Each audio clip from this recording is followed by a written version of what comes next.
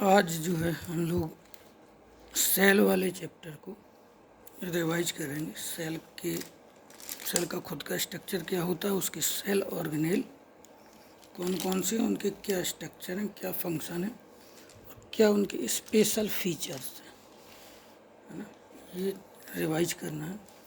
तो सबसे रिवाइज करना है, पढ़ा हुआ पहले से है तो जल्दी जल्दी इसको रिवाइज कर लेते हैं। एक जो भी सेल होती है, सबसे पहले तो सेल की जो है सेल का आविष्कार कह लो जो है किया था रॉबर्ट हुक साइंटिस्ट ने।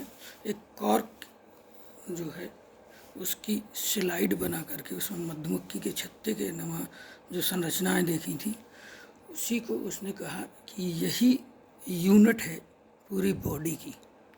पूरी बॉडी में जो कुछ भी है इसी एक चीज़ से मिल करके बना हुआ है।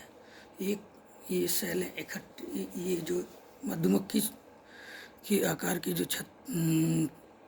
चैम्बर बने हुए हैं, इसी को उन्होंने दिया नाम सेल।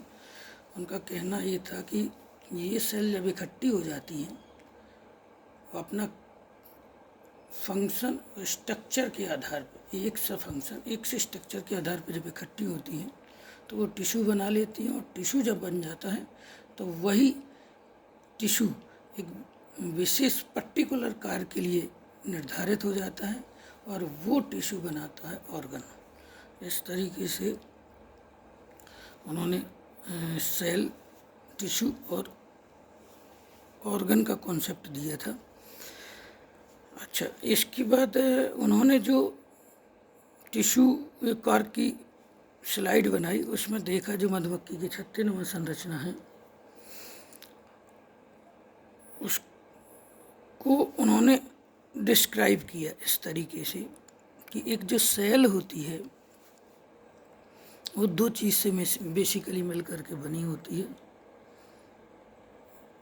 एक कहलाती है सेल मेम्ब्रेन और दूसरा कहलाता है प्रोटोप्लाज्म। सेल मेम्ब्रेन और प्रोटोप्लाज्म। सेल मेम्ब्रेन अपने आप में दो तरह की, दो चीज़ों से मिलकर के बनी होती है, दो प्रकार से विभक्त होती है, दो डिवीज़न में होती है। एक कहलाती है सेल वॉल और एक कहलाती है प्लाज्मा मेम्ब्रेन। सेल वॉल जो है कैरेक्टरिस्टिक फीचर है प्लांट का, यानी कि केवल प्लांट सेल में मिलेगी और एनिमल सेल में वो कहीं नहीं मिलेगी, ये क्वेश्चन। और दूसरा, ये सेल वॉल जो है ये वाली, ये बनी होती है आपकी सेल्यूलोज से। और दूसरी जो मेम्ब्रेन होती है उसे कहते हैं प्लाज्मा मेम्ब्रेन। इसी के जस्ट नीचे पाई जाती है और कंपैरेटिवली पतली होती है इसकी तुलना में। और वो बनी होती है ग्लूकोप्रोटीन और लिपोप्रोटीन से। ग्लूकोप्रोटीन और लिपोप्रोटीन से वो बनी हुई होती है। उस सेल मेम्ब्रेन जब मैं कहूँ तो दोनों चीज़ें शामिल हैं, सेल वॉल भी शामिल है, प्लाज्मा मेम्ब्रेन। इसके नीचे जो कुछ भी मटेरियल था उस सब को हमने एक नाम दे दिया प्रोटोप्लाज्म। यानी कि इस वाल से लेकर के अंदर जो कुछ भी मटेरियल भरा हुआ है इस सेल में, वो सब कुछ है प्रोटोप्लाज्म। प्रोटोप्लाज्म को हमने स्टडी करने के लिए फिर ब्रेक डाउन किया। एक बड़ा सा जो सर्कुलर शेप का ऑर्गेनेल मिला, उसको हमने न्यूक्लियस नाम दिया। क्या नाम दिया? न्यूक्लियस। जो कि सेल की एक्टिविटी, सेल की जो एक्टिविटीज़ हैं, जो गतिविधियां हैं, उनको कंट्रोल करने का काम न्यूक्लियस का है, जैसे कि हमारा ब्रेन करता है। ये एक प्रकार से कह सकते हैं ब्रेन जैसा काम करता है सेल के लिए। तो ये हो गया न्यूक्लियस। न्यूक्लियस के बाहर जो कुछ भी है और सेल मेम्ब्रेन के बीच में जो कुछ भरा, उस सब को हमने नाम दिया साइटोप्लाज्म। क्या नाम दिया? साइटोप्लाज्म।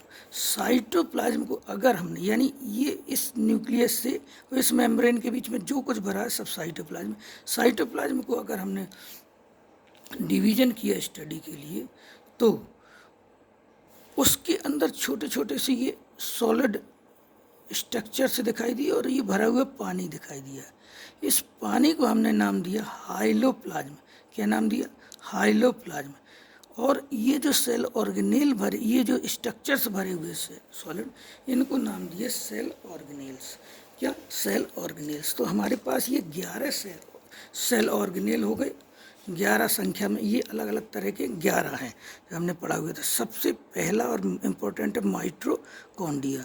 दूसरा है गोल्जी बॉडी या गोल्जी एपरेटस भी कहते हैं, हाँ गोल्जी एपरेटस और गोल्जी बॉडी भी कहते हैं। तीसरे नंबर का एंडोप्लाज्मिक रेटिकुलम। एंडोप्लाज्मिक रेटिकुलम, सबके नाम रटे होना चाहिए, पता होना चाहिए। ये खुद अपने आप में दो प्रकार का होता है, एक रफ और एक स्मूथ। ये बाद में पढ़ेंगे जब इसका नाम आएगा। चौथे तरह का सेल ऑर्गेनेल है राइबोसोम्स। राइबोसोम्स। पांचवें तरह का है लाइसोसोम। पांचवें तरह का है लाइसोसोम का। एंडोप्लाज्मिक रेटिकुलम, इसके गोल्जी बॉडी के बाद लाइसोसोम को पढ़ना चाहिए था। चलिए कोई बात नहीं, लाइसोसोम। छठवें नंबर का है प्लास्टिड। क्या? प्लास्टिड। और प्लास्टिड अपने आप में कई तरह, कई रंग के होते हैं। तो उसमें एक इम्पोर्टेंट सा रंग है हरा।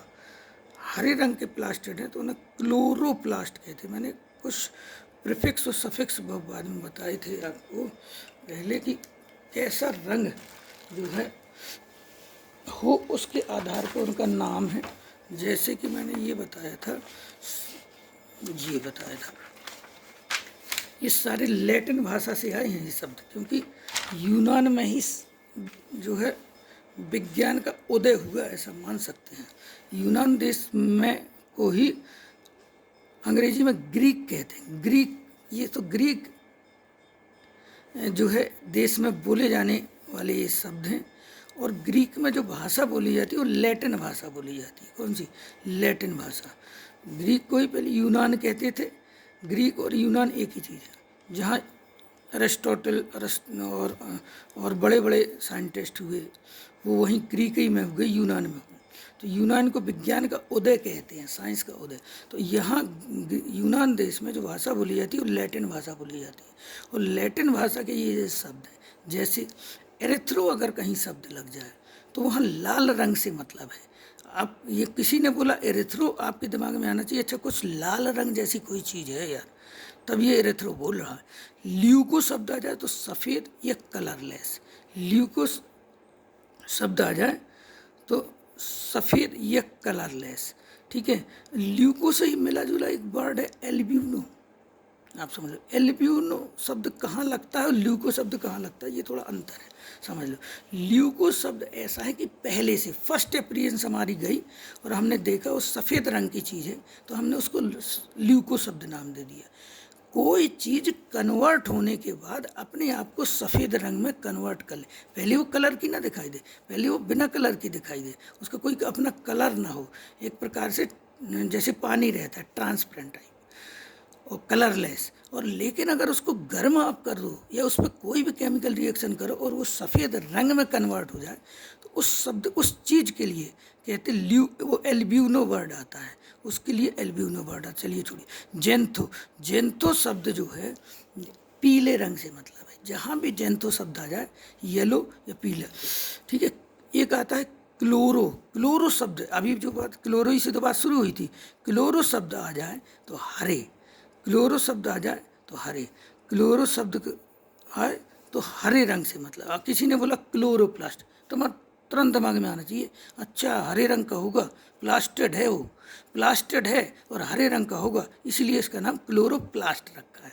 तो जनरली जिस सेल, अच्छा एक आध दो और बचे। क्रोमो। क्रोमो माने रंग ही, रंगीन से मतलब है कोई चीज़ में कई तरह के रंग मिक्सड हो। हरा भी दिख रहा, थोड़ा काला भी दिख रहा, तो पीला भी दिख रहा, लाल भी दिख रहा, बैगनी भी दिख रहा, अलग अलग तरह के रंग एक पर्टिकुलर चीज़ में दिखें तो उसके लिए क्रोमो, बड़ा रंगीन जो है कलर है इसका, तो यानी कि क्रोमो शब्द आएगा उसके लिए।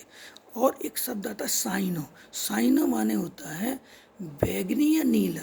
साइनो माने बैगनी या नीला। साइनो शब्द साइंस में जो है जैसे पर्पल कलर होता है उस तरह का आप मान लीजिए साइनो कलर।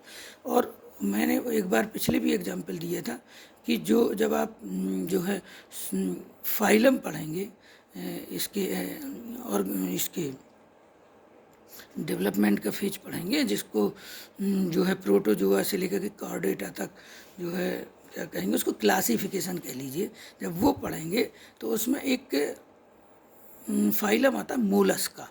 वो मोलस्का वर्ग के बहुत सारे एनिमल ऐसे हैं, मैं सब तो नहीं मुझे आइडिया है कि सब हैं ऐसे या नहीं, लेकिन ज़्यादातर एनिमल ऐसे हैं उसमें जिसमें घोंघा आता है कि उसके अगर ब्लड को आप जो है ना उसकी ब्लड को अगर देखो तो नीले रंग का ब्लड होता है।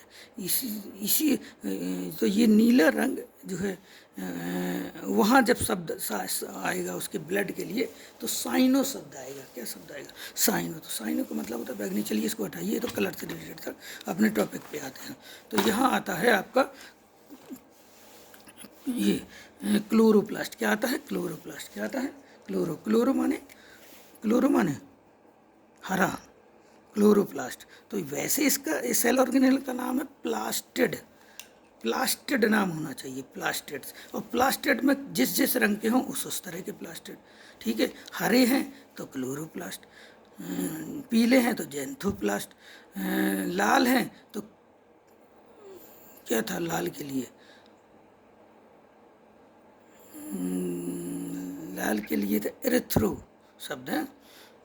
तो जो शब्द आएगा वो प्लास्टिक लगा देंगे हम। इसके बाद आता है 7वें नंबर का सेल ऑर्गेनेल है माइक्रोट्यूब्यूल्स। क्या आता है? माइक्रोट्यूब्यूल्स। क्या आता है? माइक्रोट्यूब्यूल्स।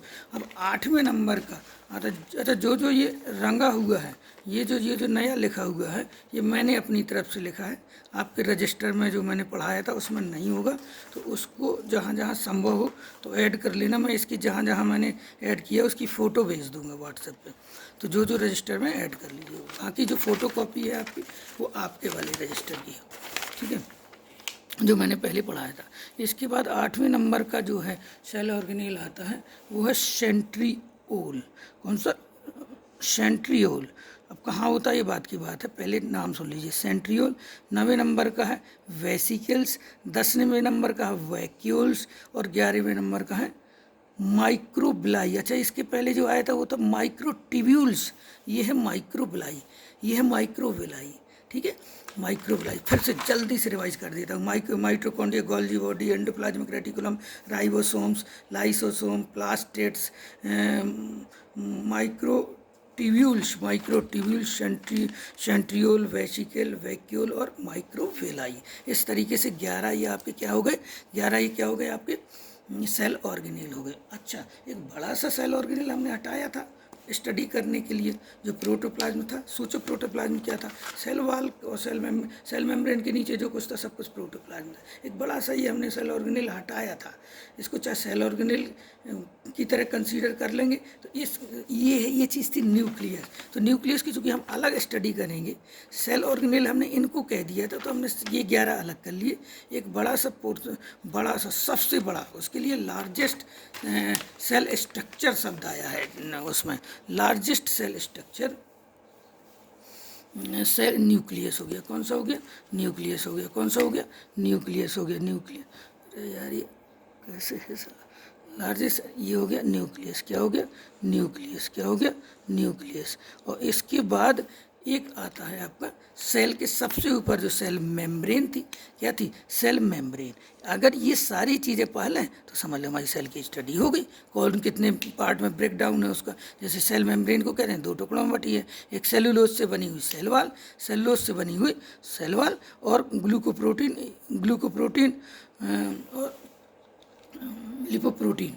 स्पेशली लिपोप्रोटीन शब्द कहा करो। ग्लूकोप्रोटीन कम जगह यूज है, लिपोप्रोटीन ज़्यादा यूज है। लिपोप्रोटीन से बनी हुई प्लाज्मा मेम्ब्रेन, लिपोप्रोटीन से बनी हुई लिपोप्रोटीन। लिपो शब्द का मतलब क्या? लिपो शब्द का मतलब बताओ। लिपो शब्द का मतलब जहाँ भी आए related to fat, related to fat. मैंने कहीं बताया था, नहीं बताया होगा तो आगे बता दूंगा। देखो ये चीज़ मैंने कहा तो बार बार मैं कुछ चीज़ें रिपीट करूँगा। जैसे फूड के 2 तरह के पार्ट थे, एक energy producing part of the food, एक non energy producing part of the food. Energy producing part of the food में आया था कार्बोहाइड्रेट, प्रोटीन और फैट। कार्बोहाइड्रेट, प्रोटीन और फैट। नॉन एनर्जी प्रोड्यूसिंग में क्या क्या आया था? क्या 3 चीज़ें आई थी? सोचो। मिनरल विटामिन और वाटर, मिनरल विटामिन और वाटर। मैंने ये कहा था कि फूड कोई भी खा लो, इससे हटके अलग पार्ट उसका नहीं होगा उसमें से। तो मैं यहाँ ये बताने के लिए मैंने कहा है कि जो फूड के 3 पार्ट हैं एनर्जी प्रोड्यूसिंग, कार्बोहाइड्रेट, प्रोटीन और विटामिन, उनके लिए कुछ वर्ड आते हैं। देखो कार्बोहाइड्रेट के लिए जनरली वर्ड एमाइलम आता है। एमाइलम, अगर एमाइलम शब्द आ जाए, नोट कर लो या कहीं पॉइंट बना करके लिख लो, एमाइलम शब्द आ जाए तो रिलेटेड टू कार्बोहाइड्रेट है किसी ना किसी रूप में, ठीक है।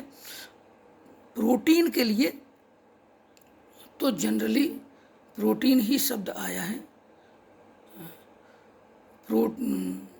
जैसे ग्लूकोप्रोटीन, लिपोप्रोटीन। तो यानी 2 चीज़ों से मिलकर के अगर कोई चीज़ बने तो उनके लिए ये ग्लूको, उससे आपकी ये बनी थी प्लाज्मा मेम्ब्रेन, लिपोप्रोटीन से। अच्छा, तीसरा नहीं बता पाया, तीसरा है फैट। फैट के लिए जनरली जो वर्ड आया है वो लिपो शब्द आया है। क्या आया? लिपो। लिपो लिपिड से मतलब है उसका, लिपिड का शॉर्ट फॉर्म है लिपो। तो लिपिड, लिपो शब्द अगर आता है तो रिलेटेड टू फैट है या रिलेटेड टू लिपिड है, ठीक है। फिर उसके बहुत सारे ब्रेक डाउन है, वो आप कहीं फैट जब फूड वाला चैप्टर पढ़ेंगे तो उसको मैं बारे में बता दूंगा। तो अब यहाँ ये शब्द आया था लिपोप्रोटीन, इसलिए मुझे वहाँ जाना पड़ा। लिपोप्रोटीन का मतलब लिपिड और प्रोटीन से मिल करके जो स्ट्रक्चर बना, जो केमिकल बना, उससे बनी होती है हमारी प्लाज्मा मेम्ब्रेन, इसीलिए उसको वो कहते हैं ये प्लाज्मा में लिपोप्रोटीन से बनी। चलिए अब आते हैं जल्दी। First cell organelle mitochondria. First cell organelle, important cell organelle mitochondria. Mitochondria क्या? माइटोकॉन्ड्रिया। माइटोकॉन्ड्रिया हो चाहे ये 11 में से कोई हो, माइटोकॉन्ड्रिया हो और चाहे 11 में से कोई और हो, एक फंडा समझ लो बिल्कुल स्पष्ट तौर पे। कोई भी सेल ऑर्गेनेल हमें 3 ब्रेकडाउन, 3 पार्ट में ब्रेकडाउन करके पढ़ना है। 3 पार्ट में इसका ब्रेकडाउन है। सबसे पहले उस सेल ऑर्गेनेल का स्ट्रक्चर, किसी भी सेल ऑर्गेनेल को हम के बारे में हम 3 स्टेप में पढ़ेंगे। सेल ऑर्गेनेल का अपना स्ट्रक्चर यानी उसके विभिन्न पार्ट कौन कौन से, उनका नोमेनक्लेचर, उनके क्या क्या नाम हो उन पार्टों के। जैसे मेम्ब्रेन है, मेम्ब्रेन 2 वाली है कि एक अकेली मेम्ब्रेन है, एक है तो अकेली मेम्ब्रेन हो गई, 2 है तो उसमें आउटर मेम्ब्रेन, इनर मेम्ब्रेन हो गई। इनर मेम्ब्रेन या आउटर मेम्ब्रेन कोई स्पेशल फीचर है उसके बारे में, इसकी स्पेस वो इनर मेम्ब्रेन से या आउटर मेम्ब्रेन से कोई नया सा स्ट्रक्चर बनता है तो उसका नाम क्या है, उसका काम क्या है। सॉरी, काम नहीं, अभी तो केवल स्ट्रक्चर के बारे में, उस स्ट्रक्चर का नाम क्या है, ठीक है। तो सेल ऑर्गेनेल का स्ट्रक्चर। दूसरे नंबर पे जो हम पढ़ेंगे, सेल, उस ऑर्गेनेल का फंक्शन क्या है, यानी सेल के लिए वो क्यों बना है, वो सेल ऑर्गेनेल क्यों, उसका उस सेल के प्रति और शरीर के प्रति क्या जवाबदेही है। क्यों दुनिया में हर चीज़ जो बनी है ना, उसका कुछ उद्देश्य है।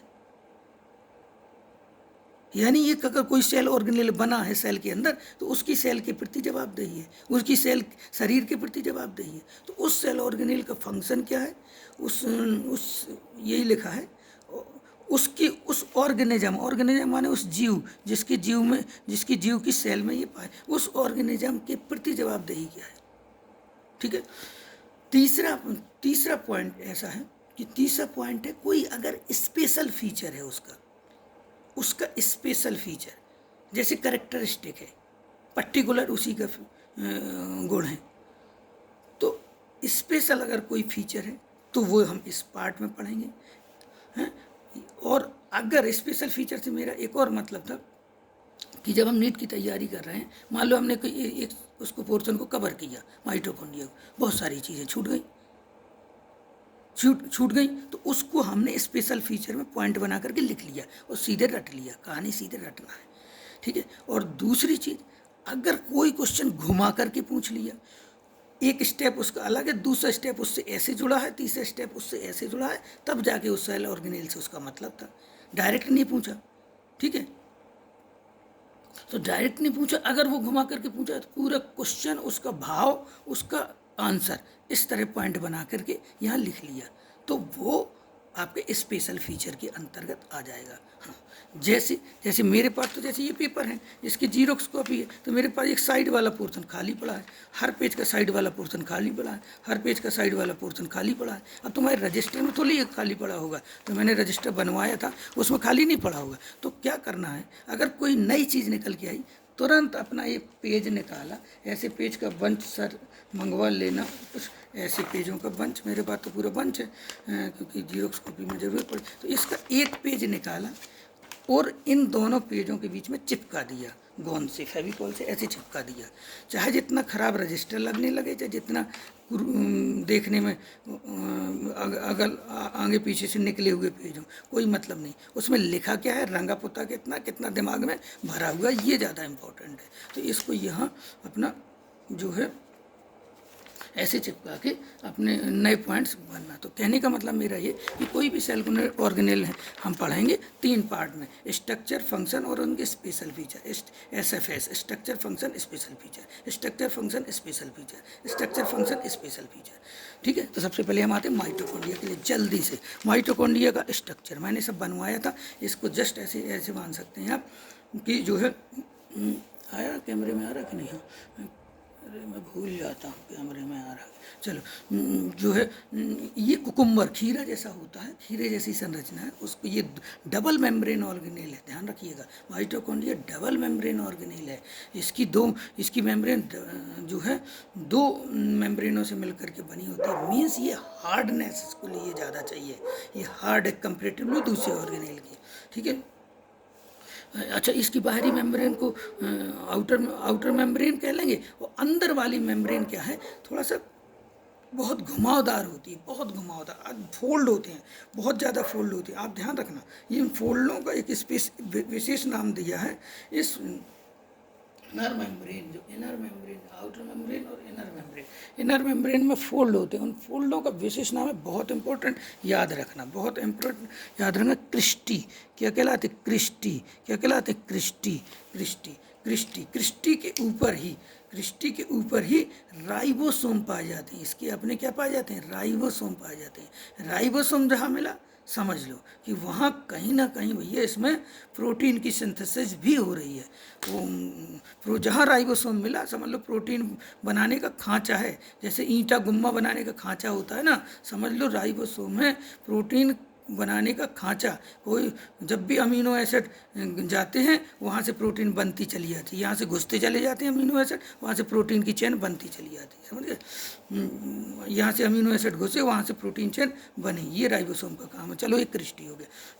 क्रिस्टी के भीतर ये फ्लूइड भरा रहता है, इसके अंदर फ्लूइड भरा रहता है, ये पानी जैसा स्ट्रक्चर है। इस पानी जैसे स्ट्रक्चर को हम कहते हैं मैट्रिक्स। अच्छा, ये मैंने बार बार बताया है, फ्लूइड जहाँ जहाँ भरा हो ना, सेल के अंदर, शरीर के अंदर जो फ्लूइड भरे हैं ना, पानी भरे, उनके अलग अलग तरह के नाम है। अच्छा, ये समझ लो कि किसका क्या नाम है। अभी मैंने कल ही बताया था कि फ्लूइड को कहीं हम ह्यूमर नाम देते हैं, कहीं हम इंटरस्टिशियल फ्लूइड नाम देते हैं, कहीं हम हाइलोप्लाज्म नाम दे देते हैं, कहीं मैट्रिक्स नाम दे देते हैं, और कहीं प्लाज्मा नाम देते हैं।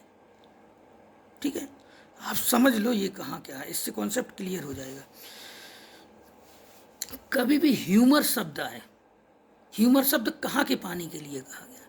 जब शरीर के अंदर जाओगे, एक सेल ऑर्गेनेल और वहाँ सेल ऑर्गेनेल क्यों आएगा, वहाँ तो ऑर्गन आएगा। शरीर के अंदर जाएंगे तो वहाँ एक ऑर्गन से दूसरे ऑर्गन, एक टिश्यू से दूसरे टिश्यू के बीच में जो पानी भरा है उसको ह्यूमर शब्द नाम देते हैं। क्या नाम देते हैं? ह्यूमर या इंटरस्टिशियल फ्लूइड। इंटरस्टिशियल फ्लूइड, बहुत सारी क्रियाएं उसमें होती हैं, बहुत सारा एक्सचेंजेज होता है, ट्रांसपोर्टेशन का बहुत बड़ा, जैसे समुद्र भरा है उसमें जहाज चलते हैं, उसी तरह से वहाँ जो एक सेल ऑर्गेनेल, सेल ऑर्गन, वहाँ सेल का शब्द नहीं, वहाँ ऑर्गन और ऑर्गन के बीच में, टिश्यू और टिश्यू के बीच, किसकी बात कर रहा हूँ? शरीर के अंदर, बॉडी के अंदर एक ऑर्गन से दूसरे ऑर्गन के बीच में जो फ्लूइड भरा उसको कहेंगे ह्यूमर। ठीक है, सेल के अंदर जो पानी भरा है, उसको कहेंगे हाइलोप्लाज्म। क्या कहेंगे? हाइलोप्लाज्म। ठीक है, हाइलोप्लाज्म में सेल ऑर्गेनेल मिला दोगे तो बताओ क्या हो जाएगा? साइटोप्लाज्म। ठीक है, यहाँ शब्द आएगा दिमाग में, वो कर लिया करो, जो है रिकॉल कर लिया करो, उसको क्या कहेंगे। तो हाइलोप्लाज्म का पिक्चर हो गई क्लियर। अच्छा, मैट्रिक्स क्यों कहा जाता है? सेल ऑर्गेनेल के अंदर अगर कोई पानी भरा है, ये क्या चीज़ है बताओ? ये है माइटोकॉन्ड्रिया, ये क्या है? Cell organelle. सेल ऑर्गेनेल के अंदर कहीं अगर पानी भरा है, ये भरा है पानी, ये भरा है पानी, कहाँ गया लाल रंग, कहाँ चला गया लाल रंग? चलो नहीं मिल रहा, कोई बात नहीं। ये जो फ्लूइड भरा, इसको हम कहेंगे मैट्रिक्स। तो सब समझ में आ गई। साइटोप्लाज्म, ह्यूमर, हाइलोप्लाज्म है सब पानी, है सब फ्लूइड सारे को अगर एक वर्ड में नाम दें तो क्या कह दोगे? फ्लूइड कह दोगे। क्या कह दोगे? फ्लूइड कह दोगे। अब फ्लूइड कहाँ है, क्या है, तो उनके नाम बदल जाते हैं। अपना वीडियो दोबारा सुनना, सब क्लियर हो जाएगा। ठीक है, यहाँ देखो सेल ऑर्गेनेल के अंदर तो ये हो गया मैट्रिक्स, ये हो गया क्रिस्टी। ठीक है, आउटर मेम्ब्रेन, इनर मेम्ब्रेन। और ये समझ लो कि ये मेम्ब्रेन सेल ऑर्गेनेलों की, ज़्यादातर सेल ऑर्गेनेलों की मेम्ब्रेन पोरस होती है। क्या होती है? छेद वाली होती है, चीज़ें अंदर से बाहर आती जाती रहें, से पोरस होती हैं। कुछ सिलेक्टिवली पोरस होती है, किसे आने जाना, किसे आने देना, किसे नहीं आने देना, इसको कहते हैं सिलेक्टिवली पोरस। ठीक है, तो पोरस होती हैं। माइटोकॉन्ड्रिया हो गया स्ट्रक्चर। सिंगुलर को माइटोकॉन्ड्रियन कहते हैं, ये लिखा था बढ़िया राइटिंग में। ईच सिंगुलर को माइटोकॉन्ड्रियन कहते हैं। और ये माइटोकॉन्ड्रिया अपने आप में वो है, प्लूरल वर्ड है। ठीक है, ये दो मेम्ब्रेन से बना हुआ ऑर्गेनेल है, आउटर और इनर। आउटर जो है पोरस होती है, कैसी होती है? छेददार होती है। इनर जो मेम्ब्रेन होती है वो, इनर जो मेम्ब्रेन होती है फोल्डेड होती है बहुत ज़्यादा। अच्छा, फोल्डेड होने के फ़ायदे बताओ। अगर मैं 1 मीटर की एक लंबी सी रस्सी ले लूँ और उसको एक कोने से दूसरे कोने पर लगाऊं, कितनी दूरी कवर होगी? कितनी दूरी कवर होगी? कितनी डिस्टेंस कवर होगी? 1 मीटर।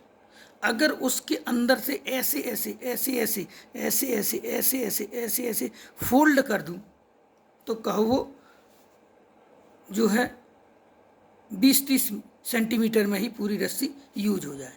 तो कहने का मतलब ये इनर मेम्ब्रेन के फोल्ड वाले होने का कारण सिर्फ ये है कि ये अंदर का एरिया क्या बढ़ाता है? एरिया को बढ़ाता है, सरफेस एरिया को बढ़ा देता है, जिससे बहुत सारी एक्टिविटी को, ज़्यादा एक्टिविटी को करने में से माइटोकॉन्ड्रिया को मदद मिलती है।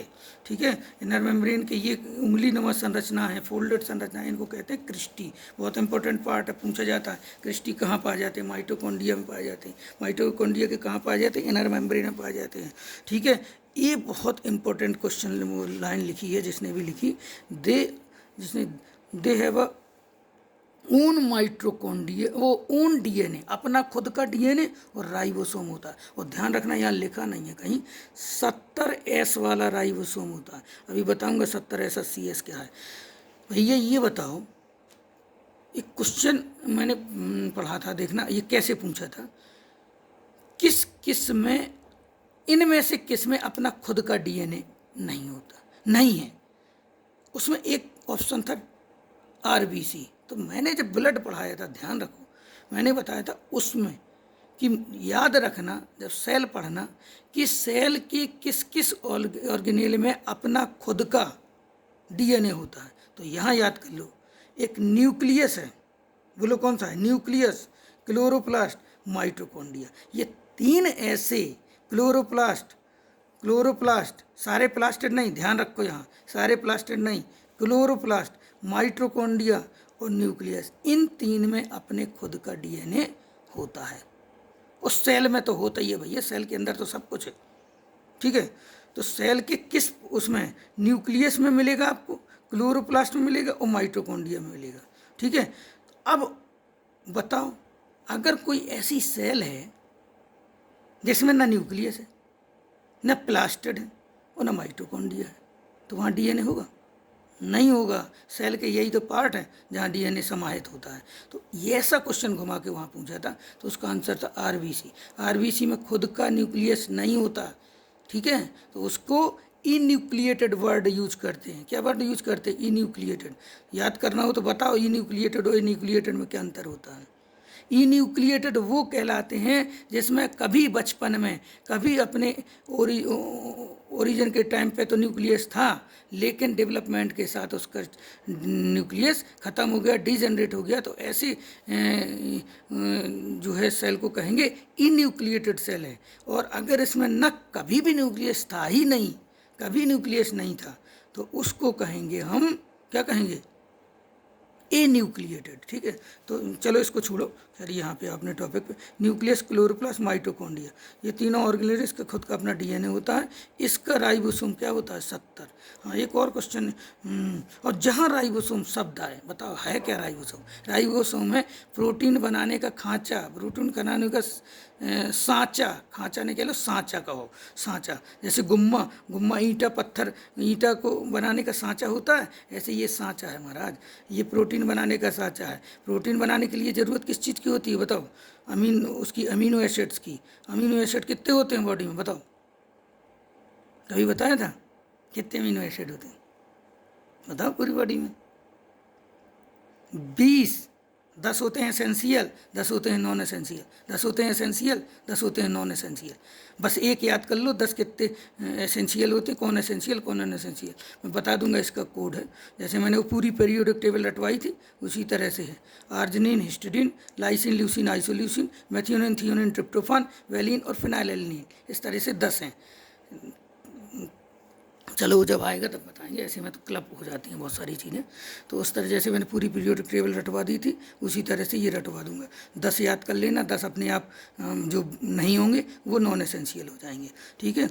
तो आपके डीएनए और राइबोसोम इसमें खुद होते हैं। राइबोसोम जहाँ पाया जाता है, सीधा मतलब तुरंत दिमाग में आना चाहिए, भाई ये पक्का प्रोटीन बना रहा है। राइबोसोम क्यों है? पक्का ये प्रोटीन बना रहा है। सिंथेसाइज देयर ओन प्रोटीन, अपनी खुद की प्रोटीन बनाता है। देखो यहाँ से एक क्वेश्चन रिलेटेड कैसा कॉम्प्लिकेटेड करके पूछा था, बताओ किस एस का राइबोसोम है इसमें?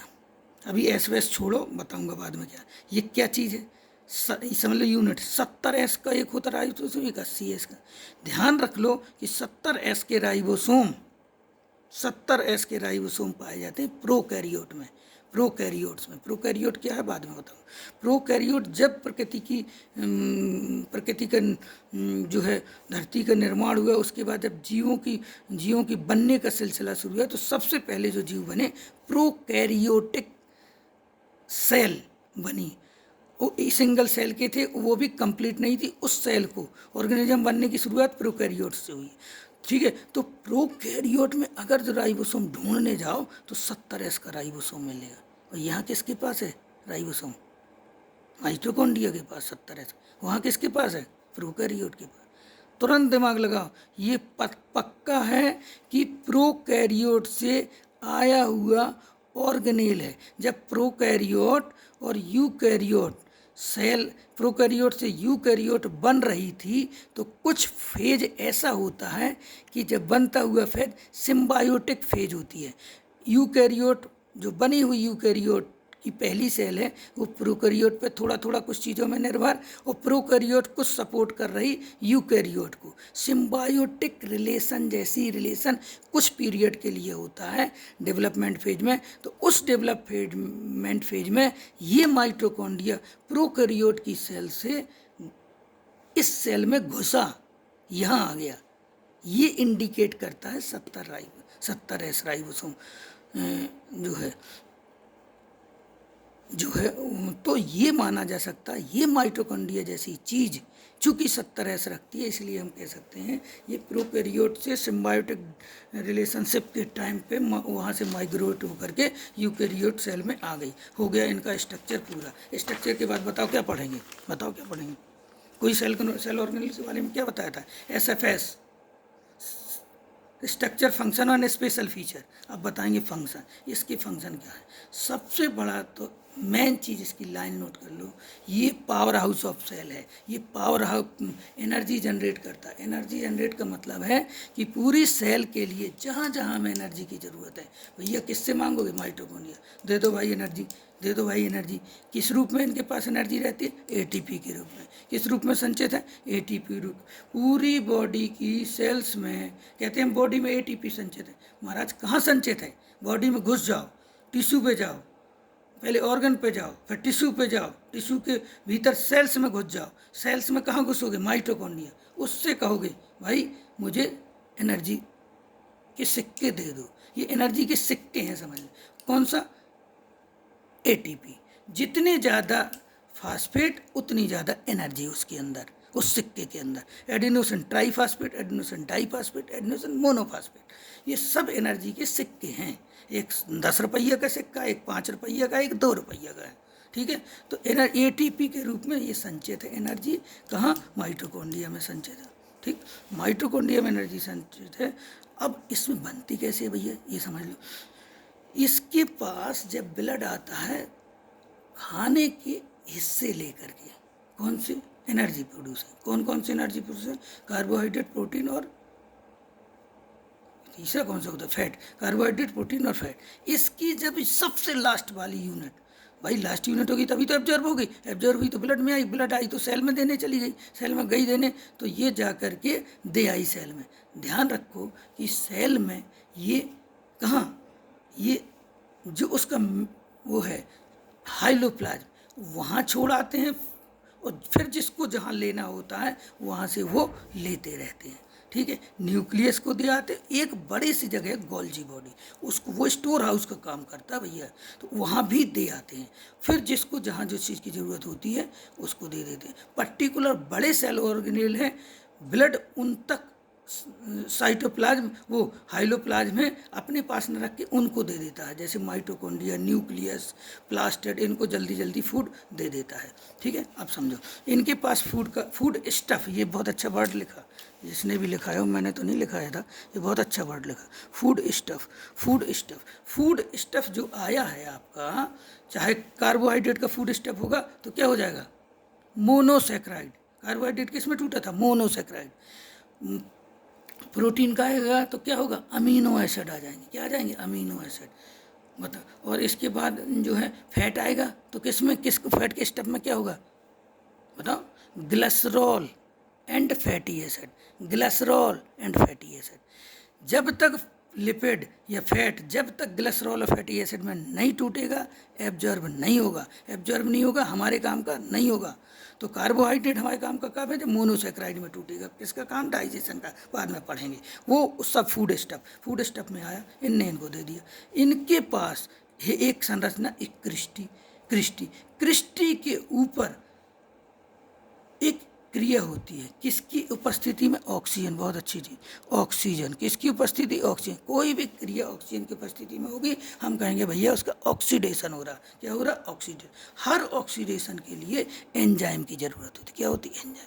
तो एंजाइम और ऑक्सीजन की उपस्थिति में एक फंक्शन होगा, उसे कहेंगे ऑक्सीडेशन। जैसे ही ऑक्सीडेशन होगा तुरंत कार्बोहाइड्रेट बनेगी, पानी में बदल जाएगा। जो फूड स्टेप था वो कार्बोहाइड्रेट और पानी में बदल जाएगा। बताओ कार्बोहाइड्रेट, ये सॉरी यार कार्बोहाइड्रेट नहीं, ये कार्बन डाइऑक्साइड में, क्या भूल गया, कार्बन डाइऑक्साइड में और पानी में बदल। कार्बन डाइऑक्साइड कहाँ जाएगी बताओ? बताओ कहाँ जाएगी? जब ब्लड आया था, इससे कहें पूछने सेल से कि लो ऑक्सीजन ले लो, मैं ऑक्सीजन लेकर के आया हूँ, हीमोग्लोबिन में चिपका के लाया हूँ 4 ऑक्सीजन, ले लो। उनने दे दी, इनको दे दिया ऑक्सीजन। इससे उसने पूछा था कि क्यों भैया तुम्हारे पास कुछ वेस्ट मटेरियल है? हाँ, वो कहेगा है। क्या है? क्या है? Carbon dioxide. लाओ कार्बन डाइऑक्साइड में। तो जहाँ ऑक्सीजन चिपकी थी वहाँ क्या चिपक जाएगी? Carbon dioxide. और वो ब्लड लेकर के फेफड़ों तक चला जाएगा। फेफड़ों को कहोगा लो भैया ये कार्बन डाइऑक्साइड, इसका करो जो करना है। फेफड़े क्या करेगा? सांस की, जब बाहरी सांस हम लेते हैं उसमें निकल करके बाहर चला जाएगा वातावरण में। आगे बात समझ में? तो इस रेस्पिरेशन से इसका अटैचमेंट हो गया। चलो, इसको ऑक्सीडेशन कहाँ होता है? कहाँ होता है? जो है क्रिस्टी पे होता है। और इससे क्या बनी? एनर्जी। एनर्जी किस रूप में? एटीपी में। एडीपी में बने, चाहे किसी एएमपी में बने, और चाहे खुद एटीपी के रूप में। संचित किस में होगी? एटीपी के रूप में। एएमपी बनेगी तो 2 फास्फेट और धीरे धीरे जुड़ जाएंगे, क्या बन जाएगी? एटीपी। अगर एडीपी बनी तो 1 फास्फेट उसमें घुस जाएगा और धीरे धीरे क्या बन जाएगी? एटीपी। सब एटीपी के रूप में स्टोर हो जाएंगे। एनर्जी के सिक्के हो गए हमारे पास। ठीक है, एनर्जी का स्टोरेज यहाँ हो गया, जिसको जब ज़रूरत होगी माइटोकॉन्ड्रिया से लेता रहेगा। आगे बात समझ, ये लिखे हैं देखो, एटीपी, एएमपी, एडीपी, लिखे कि नहीं? ये हैं सिक्के। एक phosphate mono, adenosine monophosphate, adenosine diphosphate, adenosine triphosphate. ठीक है, अब ये समझो, ये जहाँ भी ऑक्सीजन की उपस्थिति में फूड जलेगा, ऑक्सीडेशन होगा। जलेगा शब्द खराब लगता है, फूड का ऑक्सीडेशन होगा, एनर्जी बनेगी। उस प्रक्रिया को हम तुरंत कहने लगेंगे रेस्पिरेशन हो रहा है। क्या हो रहा? रेस्पिरेशन। क्या हो रहा? रेस्पिरेशन। रेस्पिरेशन ये किसके अंदर हो रहा है बताओ? कहाँ हो रहा? फेफड़े में हो रहा? फेफड़े से ऑक्सीजन अंदर बाहर जा रही? सेल के किसी और पार्ट, बॉडी के किसी और अंग के बीच में हो रहा? नहीं, सेल के अंदर हो रहा। सेल के अंदर किस ऑर्गेनेल के अंदर हो रहा? माइटोकॉन्ड्रिया। चूंकि ये सेल के अंदर रेस्पिरेशन होता है, इसीलिए इसको कहते हैं, कहीं नहीं लिखा, कहीं लिख लो, इसको कहते हैं सेलुलर रेस्पिरेशन। कहीं लिखा नहीं है, लिख लेना, सेल्यूलर रेस्पिरेशन। ठीक है। और एक रेस्पिरेशन का पार्ट वहाँ लंग्स में हो रहा था, वो नहीं होगा सेल। हाँ ये लिखा, देखो ये लिखा, through cellular respiration. Cellular respiration, क्या? Cellular respiration. ठीक है। तो सेलुलर रेस्पिरेशन होता है, इसके लिए जो रेस्पिरेशन के लिए वर्ड आएगा सेलुलर रेस्पिरेशन। और किसकी उपस्थिति में? ऑक्सीजन की उपस्थिति में हो रहा। तो एरोबिक, जहाँ ऑक्सीजन की एक एरोबिक, ये सब प्रीफिक्स है भैया, इनको सब याद करते जाना, कहीं मैं इकट्ठे कर दूंगा कभी। एरोबिक, एरोबिक का मतलब ऑक्सीजन के प्रेजेंस में हुई एरोबिक, ऑक्सीजन की एब्सेंस हुई एनारोबिक। तो कुछ रेस्पिरेशन एनारोबिक देखने को मिलेंगे कहीं। तो यहाँ कैसा रेस्पिरेशन है? Aerobic and cellular, aerobic and cellular, aerobic and cellular. सब रेस्पिरेशन का सीधा मतलब एक चीज़ निकाल दो, हमारा काम हो गया, एनर्जी। तो एनर्जी नहीं निकालोगे, हमें रेस्पिरेशन कहेंगे ही नहीं, हमें आवश्यकता ही नहीं है कहने की। हमें चाहिए एनर्जी रेस्पिरेशन से। ठीक। तो एनर्जी जहाँ बने, ऑक्सीजन की प्रेजेंस बने तो एरोबिक रेस्पिरेशन, बिना ऑक्सीजन की प्रेजेंस बने एनारोबिक रेस्पिरेशन। ठीक है। आ जाओ, अब भैया दो चीज़ें हो गई, फंक्शन हो गया, फंक्शन हो गया, और स्ट्रक्चर हो गया, फंक्शन। तीसरा क्या पढ़ोगे? Special feature. सारे ऑर्गेनेल में स्पेशल फीचर नहीं पढ़ाऊंगा। देखो, जहाँ लिखना, एरिया छोड़ देना, एरिया छोड़ देना, उसमें जब मना, जब नए नए क्वेश्चन करेंगे हम, कोई नई चीज़ निकल के आई, तुरंत उसमें स्पेशल फीचर में लिख देंगे। ठीक है। अब देखो इसका कुछ स्पेशल फीचर है। 70 ऐसे राइबोसोम पाए जाते हैं, इतना ही लिखा था, केवल 70 ऐसे वाले राइबोसोम मिलते हैं। यहाँ ओनली लिखना चाहिए था, तुम्हारे रजिस्टर में नहीं लिखा, इसको पढ़ा लेना, ये मैंने शायद कल ही लाइन लिखी है कि 70 ऐसे वाले राइबोसोम मिलते हैं। इसमें 80 एस वाले राइबोसोम नहीं मिलते, क्योंकि 70 एस वाले राइबोसोम मिलते हैं। और चूंकि राइबोसोम है, अच्छा ये लिखा है, चूंकि राइबोसोम है तो निश्चित रूप से कुछ मात्रा में प्रोटीन की सिंथेसिस हो रही होगी। अतः हम कह सकते हैं कि माइटोकॉन्ड्रिया भले ही power house of the cell कहा जाता है, भले ही पावर हाउस ऑफ सेल कहा जाता है, लेकिन कुछ मात्रा में अपने मतलब की प्रोटीन भी सिंथेसाइज कर लेता है। नंबर एक स्पेशल फीचर। नंबर 2 वही लिख लेना कि इसमें अपना खुद का डीएनए पाया जाता है। और जहाँ वो लिखना, वहाँ ये भी लिख लेना कि कौन कौन सी सेल ऑर्गेनेल में अपना डीएनए पाया जाए, ताकि जब पढ़ो तो एक ही टाइम पे कोरिलेट करने में, रिकॉल करने में, ब्रेन में रिकॉल करने में हमें मदद मिले। हमने तो पा लिया कि इसका अपना खुद का डीएनए होता है, अरे और भी के पास तो होता है, वो कौन कौन से होते, तुरंत यहाँ रिकॉल हो जाएगा। वो कौन कौन से होते हैं मैंने अभी तुम्हें बताया था, प्लास्टिड बताया था और न्यूक्लियस बताया था, और तीसरा ये बताया था माइटोकॉन्ड्रिया। तो तीनों में अपने अपने खुद के डीएनए पाए जाते हैं। चलो भैया एक हो गए। अब दूसरा माइटोकॉन्ड्रिया, भैया दूसरा सेल ऑर्गेनेल जल्दी जल्दी पढ़ेंगे, नहीं तो नहीं हो पाएगा कहानी। दूसरा सेल ऑर्गेनेल अपना था गोल्जी एपरेटस। बहुत बढ़िया, गोल्जी एपरेटस। अच्छा, दो सेल ऑर्गेनेल हैं, एक जल्दी जल्दी पढ़ाता हूँ, गोल्जी एपरेटस और माइक्रोट्यूब्यूल्स। कौन से? गोल्जी एपरेटस, गोल्जी एपरेटस और वो एंडोप्लाज्मिक रेटिकुलम, लगभग मिलते जुलते सेल ऑर्गेनेल हैं कौन दोनों। गोल्जी एपरेटस, ऐसी फोटोकॉपी भेज दी तुमने, तो मुझे ऐसे रखना पड़ेगा क्या? चलो ऐसे ही रखता हूँ, ऐसे रख देता हूँ। ठीक। तो ये जो है दो सेल ऑर्गेनेल ऐसे हैं जो लगभग मिलते जुलते हैं। जब इनका डेवलपमेंट हुआ तो एक साथ हुआ होगा, ऐसा मान के चलो। ये है गोल्जी ऑपरेटस, लिखा कहीं नहीं है, मैं जैसा बता रहा हूँ, ये अपना खुद का एक वो है एनालिसिस मान के चलो। गोल्जी एपरेटस जो थोड़ा मुलायम टाइप का एपरेटस है, सॉफ्ट एपरेटस है। 3 स्ट्रक्चर होते हैं इसमें, और 3 ही स्ट्रक्चर होते हैं उसमें एंडोप्लाज्मिक रेटिकुलम में, 3 तरह के टुकड़ों से मिलकर। इसका काम जो है, उसका काम जो लगभग रिलेटेड टाइप के हैं। देखना ये क्यों बना सेल के अंदर, हमें कुछ चीज़ स्टोर करने की ज़रूरत पड़ी, फूड का स्टफ आया। ठीक है, फूड का स्टफ आया। अब उसको रखना है, कहाँ रखोगे भैया, किसी को तो जिम्मेदारी दोगे। इस वाले पार्ट की सामान्यतया जिम्मेदारी है कि उस फूड स्टफ को रखोगे। वो कहेगा यार ये तो फूड स्टफ बड़ा जो है वैसा आया, जो है सॉलिड होकर के नहीं आया, या सॉलिड इसको बहुत ज़्यादा एरिया घेरता है। तो अगर हम ऐसी चीज़ इससे बना लें कि जो एरिया कम घेरे, तो क्या होता है फूड स्टफ की एक चीज़ को दूसरे से मिला करके ऐसे केमिकल बना लेता है जो थोड़ा कम एरिया घेरता है। जैसे कार्बोहाइड्रेट को प्रोटीन से मिला दिया, कार्बोहाइड्रेट ग्लूको, प्रोटीन शब्द है, तो एक नया केमिकल बना लिया ग्लूकोप्रोटीन, और उस ग्लूकोप्रोटीन ने इतनी कम जगह घेरी कि वो तो बहुत सारी पूरी एरिया जगह घेर ले रहा था, ग्लूकोप्रोटीन जरा सी जगह में समा गया। लिपिड का पार्ट लाया और प्रोटीन लाया, दोनों को मिला दिया, नया केमिकल बना दिया लिपोप्रोटीन। उसने क्या किया, जगह बहुत कम घेरी, उद्देश्य इसका था कम जगह घेरे ताकि मैं ज़्यादा से ज़्यादा संचित कर लूँ। तो ग्लाइको इसका गोल्जी बॉडी या गोल्जी अपरेटिस का जो मेन काम है, उद्देश्य अगर समझो कि इसको फूड का स्टोर करके रखना। अब समझो, सबसे पहले आते हैं स्ट्रक्चर पे। ये स्ट्रक्चर 3 चीज़ें इसमें पाई जाती हैं। 3 चीज़ें कौन कौन सी 3? तुमने अलग अलग क्रम लिखे, इसके गलत क्रम बताता हूँ किस क्रम में पाना है। एक पहले स्ट्रक्चर को कहते हैं सिस्टर्नी, क्या कहते हैं सिस्टर्नी, क्या कहते हैं सिस्टर्नी। दूसरे नंबर की वेसिक्यूल, तीसरे नंबर की लॉन्गिट्यूब्यूल्स। अच्छा, सिस्टर्नी, वेसिक्यूल और यहाँ लॉन्गिट्यूब्यूल नहीं है, गलत लिखा किसी ने, बिल्कुल गलत लिखा है ये। इसको कहते हैं भाई, इसको कहते हैं, इसके 3 जो पार्ट हैं वो हैं आपके, मैं देख करके अभी, इसको हम लॉन्गिट्यूब्यूल्स नहीं कहते ये पक्का, इसको कहते हैं हम वैक्यूल्स। क्या कहते हैं भाई, क्या कहते हैं वैक्यूल्स, करेक्ट कर लेना अपना किताब में देखना। इसको कहते हैं वैक्यूल्स, क्या कहते हैं वैक्यूल्स। तीसरा स्ट्रक्चर है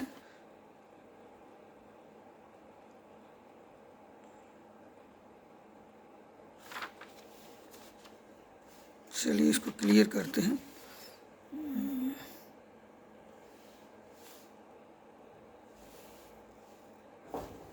इसको क्लियर करते हैं, थोड़ा सा पोर्शन इसको क्लियर नहीं।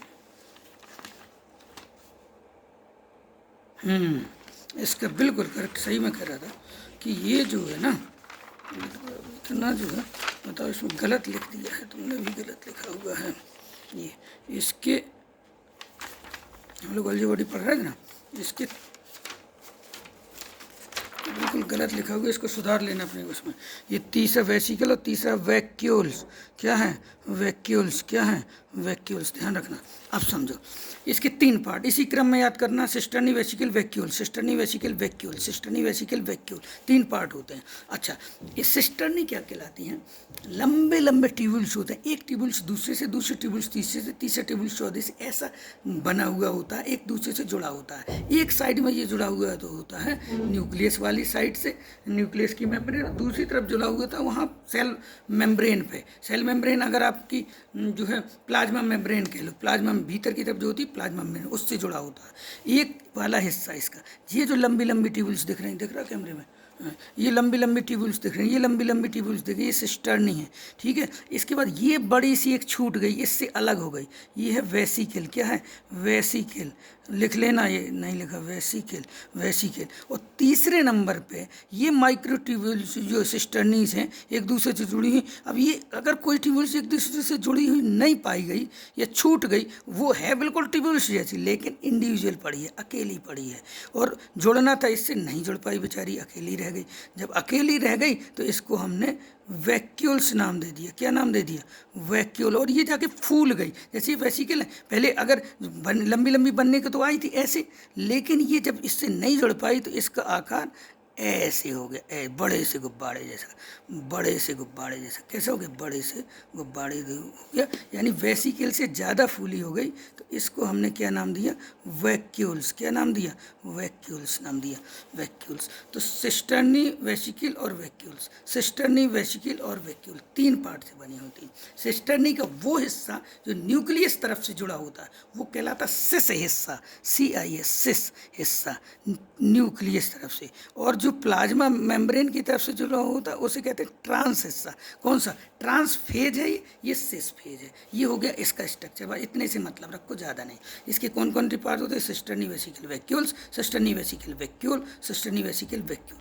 अच्छा, क्यों मैंने ऐसा क्रम कहा कि यही क्रम पढ़ना? जब हम एंडोप्लाज्मिक रेटिकुलम पढ़ेंगे, बिल्कुल उसमें यही 3 स्ट्रक्चर होते हैं, सिस्टर्नी वेसिकल। और जहाँ ये वैक्यूल्स की बात आएगी वहाँ एक शब्द आएगा ये लॉन्ग ट्यूब्यूल्स। ये लॉन्ग ट्यूब्यूल्स जो तुमने शब्द लिख लिया था ना, ये लॉन्ग ट्यूब्यूल्स उसका था। किसका? एंडोप्लाज्मिक रेटिकुलम का। एंडोप्लाज्मिक रेटिकुलम के 3 स्ट्रक्चर कौन कौन से? सिस्टर्नी वेसिकल और लॉन्ग ट्यूब्यूल्स। गोल्जी बॉडी के कौन से स्ट्रक्चर? सिस्टर्नी वेसिकल और वैक्यूल।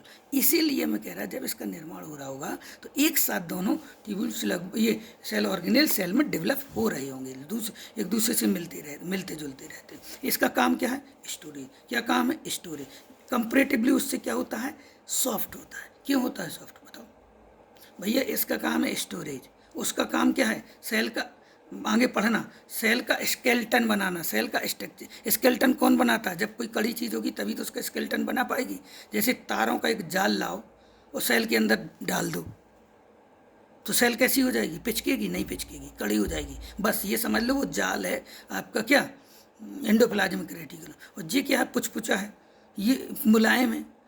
गुब्बारा देखा? गुब्बारा पहले बचपन में देखो, बचपन में अगर मेला में गए हो तो एक गुब्बारा लंबा लंबा सा आता था, ये फूल जाते, वो एक लंबा सा आता था जिससे कहीं अलग अलग प्रकार के कहीं बिल्ली बना लेते थे, कहीं वो बना करके वो खिलौने वाला बेचता था। वो लंबी लंबी सी एक पतली, जैसे ये पेन समझ लो तुम, पेन ऐसा ऐसा लंबा, इसमें हवा भर दो, इससे ज़्यादा नहीं फूलेगा, ये फूलेगा तो लंबा लंबा फूलेगा।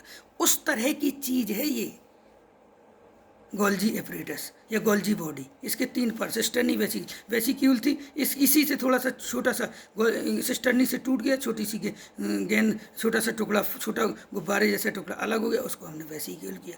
वेसिक्यूल से इससे सिस्टर्नी से जुड़ने के लिए एक नई ट्यूब बनने जा रही थी, बेचारी उससे नहीं जुड़ पाई तो अकेली रह गई। तो उन्होंने कहा मैं अकेली क्यों ऐसी पतली पतली बनी रहूँ, इसने अपने आप को फुला लिया तो वो वैक्यूल से ऐसी हो गई। तो इसके कितने पार्ट? Cisternae vesicle vacuole. उसके कौन से पार्ट? एंडोप्लाज्मिक के यहाँ याद कर लो, सिस्टर्नी वेसिकल उसमें भी है, लेकिन वैक्यूल्स की जगह उसमें है लॉन्ग ट्यूब्यूल्स। क्या है?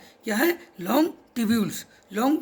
आगे बात समझ। ये हो गया इसका स्ट्रक्चर। इसकी फंक्शन क्या है? फंक्शन बताओ जल्दी से। इसका मेन काम है स्टोरेज, उसका मेन काम है सेल का स्केलेटन बनाना। अभी आएगा, सब समझ में आ जाएगा, ठीक है। इसका मेन काम है स्टोरेज। जो भी फूड स्टफ आया उसको अपने रूप से बदल करके, नहीं बदलना तो जैसा आया वैसा, इसकी मर्जी, उस रूप में इसको रखना, यानी स्टोरेज का काम। मॉडिफाइड पैकेज, ये वर्ड लिखा है, बताओ क्या है इसका मतलब? बताओ इसका क्या मतलब? आया तो ग्लूकोज के रूप में था, वो कार्बोहाइड्रेट। आया तो अमीनो एसिड के रूप में प्रोटीन था। आया तो फैटी एसिड और लिपिड, फैटी एसिड अमीन, उसके ग्लिसरॉल और फैटी एसिड के रूप में आया था, ग्लिसरॉल और फैटी एसिड के रूप में आया था फैट। क्यों नहीं इसने उसी रूप में स्टोर किया? इसने क्या किया कि वो जगह घेर रहा ज़्यादा, तो इसने कार्बोहाइड्रेट के साथ प्रोटीन मिला दी, लिपिड के साथ प्रोटीन मिला दी, तो नया चीज़ यानी मॉडिफाइड कर दिया, मॉडिफाइड करके उसको स्टोर कर लिया। इसीलिए इस वर्ड आया modified package of the product, ठीक है। और तीसरा क्या है? अच्छा, इससे लाइसोसोम भी जनरेट बनते हैं, ये समझो। ये लाइसोसोम बनने का मुझे देखो याद नहीं है, ये मत सोचो कि मुझे ज़्यादा कुछ आता है। मैं भी पढ़ करके कहीं से दूसरी जगह से वीडियोस देख करके 10-12 वीडियो देख करके ही ये बताता हूँ। मैं कोई टीचर तो हूँ नहीं, तो मैं इसीलिए इसको जो है 10 जगह से कलेक्ट करके ऐसे पहले देखता हूँ, फिर बनाता हूँ, या कहीं लिखा है तो उसी को रिपीट कर देता हूँ। तो कई सारी गलतियाँ हो सकती हैं बार बार। तुम्हारा उद्देश्य मेरी गलतियाँ ढूंढना नहीं है, किसी अन्य का उद्देश्य। अगर गलती है तो सुधार लो, कहीं और अच्छा मिला उसको नोट कर लो, नोट डाउन कर लो। तुम्हारा उद्देश्य तुम्हें अपने आप को मजबूत करना, तुम्हें पढ़ना। मेरे पढ़ाने में तो 50 गलतियाँ मिलेंगी, तो हो सकता है कई बार मैं भी उस गलती को सुधार करके बता दूँ कि वहाँ मैंने वो गलत पढ़ा दिया था, भाई इसको वहाँ सही कर लेना, काटो उस जगह को, उस लाइन को काट दो। अंतिम उद्देश्य है कि तुम्हें सही चीज़ पता होना चाहिए। तो बहुत सारी पढ़ाने में मुझसे गलतियाँ हो सकती हैं, मैं कई चीज़ें गलत पढ़ा सकता हूँ। Involve in the formation of lysosome, ये चीज़ लाइसोसोम का भी निर्माण करते हैं। ये खुद अपने आप में एक सेल ऑर्गेनेल है, आएगा तो मैं बताऊँगा, ठीक है। Important site of the formation of glucoprotein and glycolipid आया कि नहीं? ग्लाइकोलिपिड, ग्लाइको शब्द ग्लूकोज से है, ग्लाइको शब्द ग्लूकोज है, लिपिड शब्द बताओ किससे रिलेटेड, अभी बताया था। लिपो शब्द किससे रिलेटेड है? फैट से। ग्लाइकोज, ग्लूकोज और लिपिड का हिस्सा जोड़ा, ग्लाइकोलिपिड जैसा केमिकल बन गया। सारी मेम्ब्रेन है, नोट कर लेना, सेल ऑर्गेनेलों की हों, चाहे खुद सेल की हों, चाहे मेम्ब्रेन जहाँ आए समझ लो इनसे बनी होती है, या तो ग्लाइकोप्रोटीन से बनी होगी या ग्लाइकोलिपिड से बनी होगी। तो कहते वो नहीं बताया था सेल मेम्ब्रेन काहे की बनी होती है? ग्लूकोप्रोटीन और ग्लूकोलिपिड की बनी होती, इनसे बनी हुई होती है। उससे स्पेशली ग्लूकोप्रोटीन ज़्यादा इंपॉर्टेंट समझो, ग्लाइकोलिपिड तो नहीं ग्लूकोप्रोटीन से बनी होती। मेम्ब्रेन है ज़्यादातर किससे बनी हुई? ग्लूकोप्रोटीन से। ठीक है, the important site of the formation of glycoprotein and glycolysis. चलो कोई बात नहीं, उसको बनाने का ये हो गई आपकी गोल्जी एपरेटस का स्ट्रक्चर और फंक्शन दोनों हो गए। अब आ जाओ आप इस पे एंडोप्लाज्मिक, इसके तुरंत बाद वही पढ़ोगी एंडोप्लाज्मिक। क्यों? क्योंकि इससे रिलेटेड है। अरे इसमें तो मार तमाम मैंने बना डाला भैया, ये तो बहुत सारा कुछ। ओहो, एंडोप्लाज्मिक रेटिकुलम, ये मुझे लगता है इसकी जब फोटोकॉपी भेजी गई तो इसका एक पेज गायब था पूरा, तो मैंने ये लिखा है। ये फोटोकॉपी में एक पेज मेरे पास नहीं आया, इसीलिए मैंने ये पेज बना दिया है। ठीक है, तो अपने उसमें ये लिखा हो तुम्हारे पेपर में तो ठीक है, और नहीं हो तो ये बना लेना। Endoplasmic reticulum, endoplasmic reticulum, yes, endoplasmic reticulum बहुत इंपॉर्टेंट सेल ऑर्गेनेल। इसका डेवलपमेंट उसका डेवलपमेंट लगभग साथ में होगा।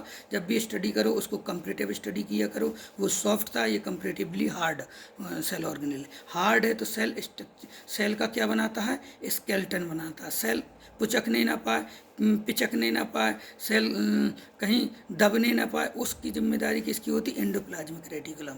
इम्पोर्टेंट काम। दूसरा इम्पोर्टेंट काम है इसका प्रोटीन सिंथेसिस का। सबसे ज़्यादा अगर कहीं राइबोसोम मिलते हैं, इसी के ऊपर मिलते हैं। जब सबसे ज़्यादा राइबोसोम है, सबसे ज़्यादा राइबोसोम है, तो जो है निश्चित रूप से सबसे ज़्यादा प्रोटीन भी यहीं बन रही होगी। क्या होगी? सबसे ज़्यादा प्रोटीन यहीं बन रही है। इसकी संरचना लगभग गोल्जी बॉडी, गोल्जी एप्सिस से मिलती जुलती है। एंडोप्लाज्मिक रेटिकुलम का इसके का सेल का स्केलेटन बनाने का काम करती है, यानी सेल का आकार मेंटेन रखती है। ये बहुत इंपॉर्टेंट, आकार शेप को मेंटेन करने का काम किसका है?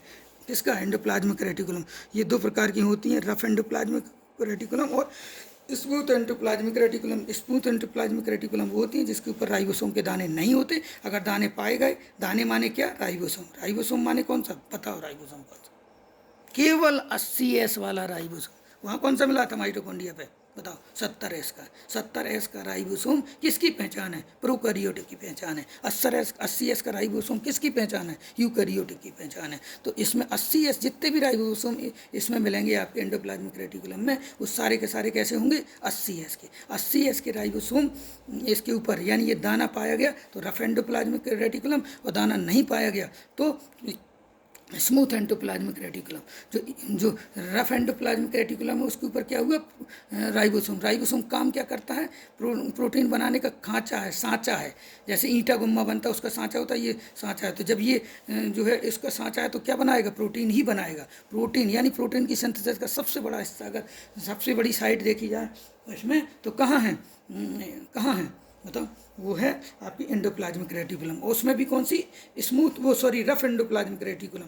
ठीक है, जब स्मूथ एंडोप्लाज्मिक रेटिकुलम के पास नहीं है क्या कहते हैं राइबोसोम, तो क्या वो बनाएगा? प्रोटीन नहीं बनाएगा। जब प्रोटीन नहीं बनाएगा तो कुछ और बनाएगा। और क्या बनाएगा? प्रोटीन के अलावा और क्या चीज़ है? फैट है। फैट बनाने का काम करेगा, फिर लिपिड बनाने का काम करेगा, लिपिड की सिंथेसाइज करने का काम करेगा। ठीक है, लिपिड हमेशा क्या बनाता है? हार्मोन बनाता है। प्रोटीन हमेशा क्या बनाता है? एंजाइम बनाता है। क्या बनाता है? एंजाइम बनाता है। तो प्रोटीन जो एंजाइम बना, यानी रफ एंडोप्लाज्मिक रेटिकुलम का काम देखें तो प्रोटीन की सिंथेसिस, एंजाइम का बनाना, एंजाइम का सिक्रीशन करना।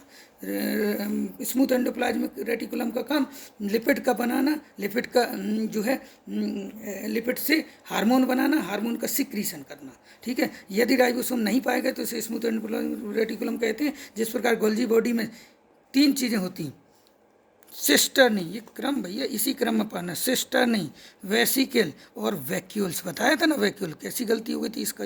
और उसी प्रकार इसमें होते हैं सिस्टर्नीज, वेसिकल और लॉन्ग ट्यूब्यूल्स। इन दोनों के स्ट्रक्चर मैंने बना दिए, सो तुम समझ लो। देखो ये हो गया तुम्हारा न्यूक्लियस, ठीक है। ये हो गई सेल मेम्ब्रेन। कौन सी सेल मेम्ब्रेन होगी बताओ? क्या सेल वाल होगी? बताओ, सेल वाल होगी? नहीं होगी। भले ही प्लांट की हम सेल पढ़ रहे हो, प्लांट की सेल के भी नीचे जो मेम्ब्रेन होती है वो कहलाती है प्लाज्मा मेम्ब्रेन। एनिमल की सेल की तो शुरुआत ही प्लाज्मा मेम्ब्रेन से होती है, पीएम प्लाज्मा मेम्ब्रेन। इस प्लाज्मा मेम्ब्रेन की तरफ इसकी जो बड़ी बड़ी नलियाँ नीली नीली बनी है, ये नीली नीली बनी, ये नीली नीली बनी, ये नीली नीली बनी, ये नलियाँ जो बनी हैं, तो एक मुंह इसका किससे जुड़ा? एक साइड इसकी किससे जुड़ी? Plasma membrane. एक साइड किससे जुड़ी? न्यूक्लियस से जुड़ी। तो न्यूक्लियस तरफ जो हिस्सा जो, अच्छा इन ट्यूब्यूल्स को पहले समझ लो क्या कहते हैं। इनको कहते हैं सिस्टर्नीज। क्या कहते हैं? सिस्टर्नीज। यहाँ राइबोसोम वाला भी देख लो, ठीक है। ये भैया मत देखो, ये है आपका एंडोप्लाज्मिक रेटिकुलम। ये क्या है? Golgi body. ये गोल्जी बॉडी का कंपैरेटिव स्टडी कर रहा हूँ। गोल्जी बॉडी की ये सिस्टर्नीज हो गई। इसकी सिस्टर्नी देख लो, ये क्या है? PM plasma membrane. इसके ऊपर देखो, ये मैंने प्लांट सेल ले ली तो यहाँ हरा हरा सा क्या बना दिया? Cell wall. लेकिन ये जुड़ी किससे होंगी? Plasma membrane. ये लाल वाली जरा सी बनी, सेल वाल तक तो क्यों पहुँचेगी? क्यों पहुँच पाएगी? पहले तो इसका जुड़ाव होगा प्लाज्मा मेम्ब्रेन से, जो किसकी बनी होती है? ग्लाइकोप्रोटीन की बनी। किसकी बनी होती है? ग्लाइको। ये महाराज किससे बने होते हैं? सेलुलोज के बने होते हैं। इससे एक एंड इसका यहाँ से जुड़ा, एक एंड किससे जुड़ा? न्यूक्लियस से, जो जैसे यहाँ जुड़ा होता है, ठीक है। तो भैया जो पूरा पोर्शन, ये नलियाँ इसकी नलियों से ज़्यादा क्या होंगी बताओ? क्या बताया था? ये कड़ी होंगी, ये सॉफ्ट होंगी। ये कड़ी होंगी, क्यों होंगी कड़ी? क्योंकि इसको बनाना सेल स्केलेटन, ठीक है, सेल का शेप मेंटेन करना है। तो ये कंपैरेटिवली इससे कड़ी होंगी, इसकी सिस्टर्नीज कड़ी होंगी, इसकी सिस्टर्नीज सॉफ्ट होंगी। इनको तो स्टोर करना, पुच कर देंगी, पुचक जाएगी, ठीक है, पिचक जाएगी, पुच गलत वर्ड है, पिचक जाएगी, ठीक है, पिचक जाएगी, ठीक। तो भैया ये जो है आपका हो गया, इसमें दाने हैं, इसमें तो कुछ कहानी नहीं होती है ऐसी। इसमें दाने इतने टुकड़े में, तो ये हो गया रफ एंडोप्लाज्मिक रेटिकुलम। आ रहा कैमरे को? नहीं आ रहा। अरे भैया आ ही नहीं रहा है कैमरे में। लो, रफ एंडोप्लाज्मिक रेटिकुलम। ये क्या है? Smooth endoplasmic reticulum. Rough endoplasmic reticulum, smooth endo. क्यों स्मूथ? क्योंकि इसमें वो नहीं है, क्या नहीं है? राइबोसोम नहीं। इतना पोर्शन सीक्रेट करेगा, प्रोटीन बनाएगा। प्रोटीन से क्या बनेंगे? अमीनो एसिड, वो क्या बनेंगे? एंजाइम बनेंगे। एंजाइम क्या होंगे? ये एंजाइम सीक्रेट करने लगे। ये वाला क्या बनाएगा? इनके पास प्रोटीन तो है नहीं बनाने को, राइबोसोम है नहीं, प्रोटीन बनाएगा नहीं। प्रोटीन बनाएगा, भैया कुछ और काम करो, तो बोले कि ला हम लिपिड जो है, लिपिड की सिंथेसाइज करते हैं, फैट को वो करते हैं, फैट बनाते हैं। फैट जो आया है, बनाते काय को है, वहाँ फूड से आया, उसको हम यहाँ लेते हैं, उससे हम क्या बनाएंगे? फूड स्टफ में से लिपिड लेंगे। लिपिड को क्या करेंगे हम? उस लिपिड को क्या करेंगे? हार्मोन बनाएंगे। हार्मोन बना, क्योंकि लिपिड सारे हार्मोन सारे के सारे काय के बने होते हैं? लिपिड के बने होते हैं। काय के बने होते हैं? लिपिड के बने होते हैं, ठीक है। तो वो हार्मोन बनाएंगे, फिर इसको सीक्रेट करेंगे। ये पोर्शन क्या सीक्रेट करेगा? हार्मोन। ये पोर्शन क्या सीक्रेट करेगा? एंजाइम। आगे बात समझ में? सिस्टर नहीं होगी। दूसरे नंबर की क्या चीज़ थी? वेसिकल। इसके पास ये बड़ी वेसिकल है, ये बड़ी छोटी छोटी वेसिकल, छोटी छोटी वेसिकल है, छोटी छोटी वेसिकल है, छोटी छोटी। इनका भी काम स्टोर का होता है। भैया इनकी वेसिकलें कहाँ हैं? जे हैं वेसिकल, जे हैं इनकी वेसिकल, जे हैं इनकी वेसिकल, जे हैं इनकी वेसिकल। कहाँ? छोटी एक ही बनाई मैंने, चलो एक आध दो और बना लो। ये छोटी सी ही गुब्बारा हुआ, तो ये हो गई दो, ठीक है। अब ठीक है, इनका काम स्टोर का है। भैया इनके ऊपर क्या राइबोसोम पाए जाते हैं? क्या राइबोसोम पाए जाते हैं? इनका काम है राइबोसोम पाया जाना, तो राइबोसोम इसके ऊपर सोचना पड़ेगा पाए जाते कि नहीं। ध्यान रख लो कि वेसिकल के ऊपर कोई राइबोसोम नहीं पाया जाता। इसके बाद अगला स्ट्रक्चर, ये भी ऐसी ट्यूब्यूल्स बनने जा रहा था, भैया इससे नहीं जुड़ पाया तो उसने इसकी लॉन्ग ट्यूब्यूल्स बनाई नहीं क्या? अरे जे बनाई नीले रंग की महाराज, जे बनाई है नीले रंग की। ये भी ऐसी लंबी लंबी ट्यूब्यूल्स, ये है माइक्रो लॉन्ग ट्यूब्यूल्स। क्या है लॉन्ग ट्यूब्यूल्स? लॉन्ग ट्यूब्यूल्स भी इससे जोड़ के जो सिस्टर्नी से जोड़ना चाह रही थी, अपने ऊपर राइबोसोम इकट्ठे करना चाह रही थी, लेकिन ऐसी उसकी बैड लक रहा कि इससे नहीं जुड़ पाई तो ये अपनी अकेली रह गई। जो अकेली रह गई बस वो कहलाई लॉन्ग ट्यूब्यूल्स। ये है लॉन्ग ट्यूब्यूल, ये है लॉन्ग ट्यूब्यूल्स, दो ये लॉन्ग ट्यूब्यूल्स बनाए।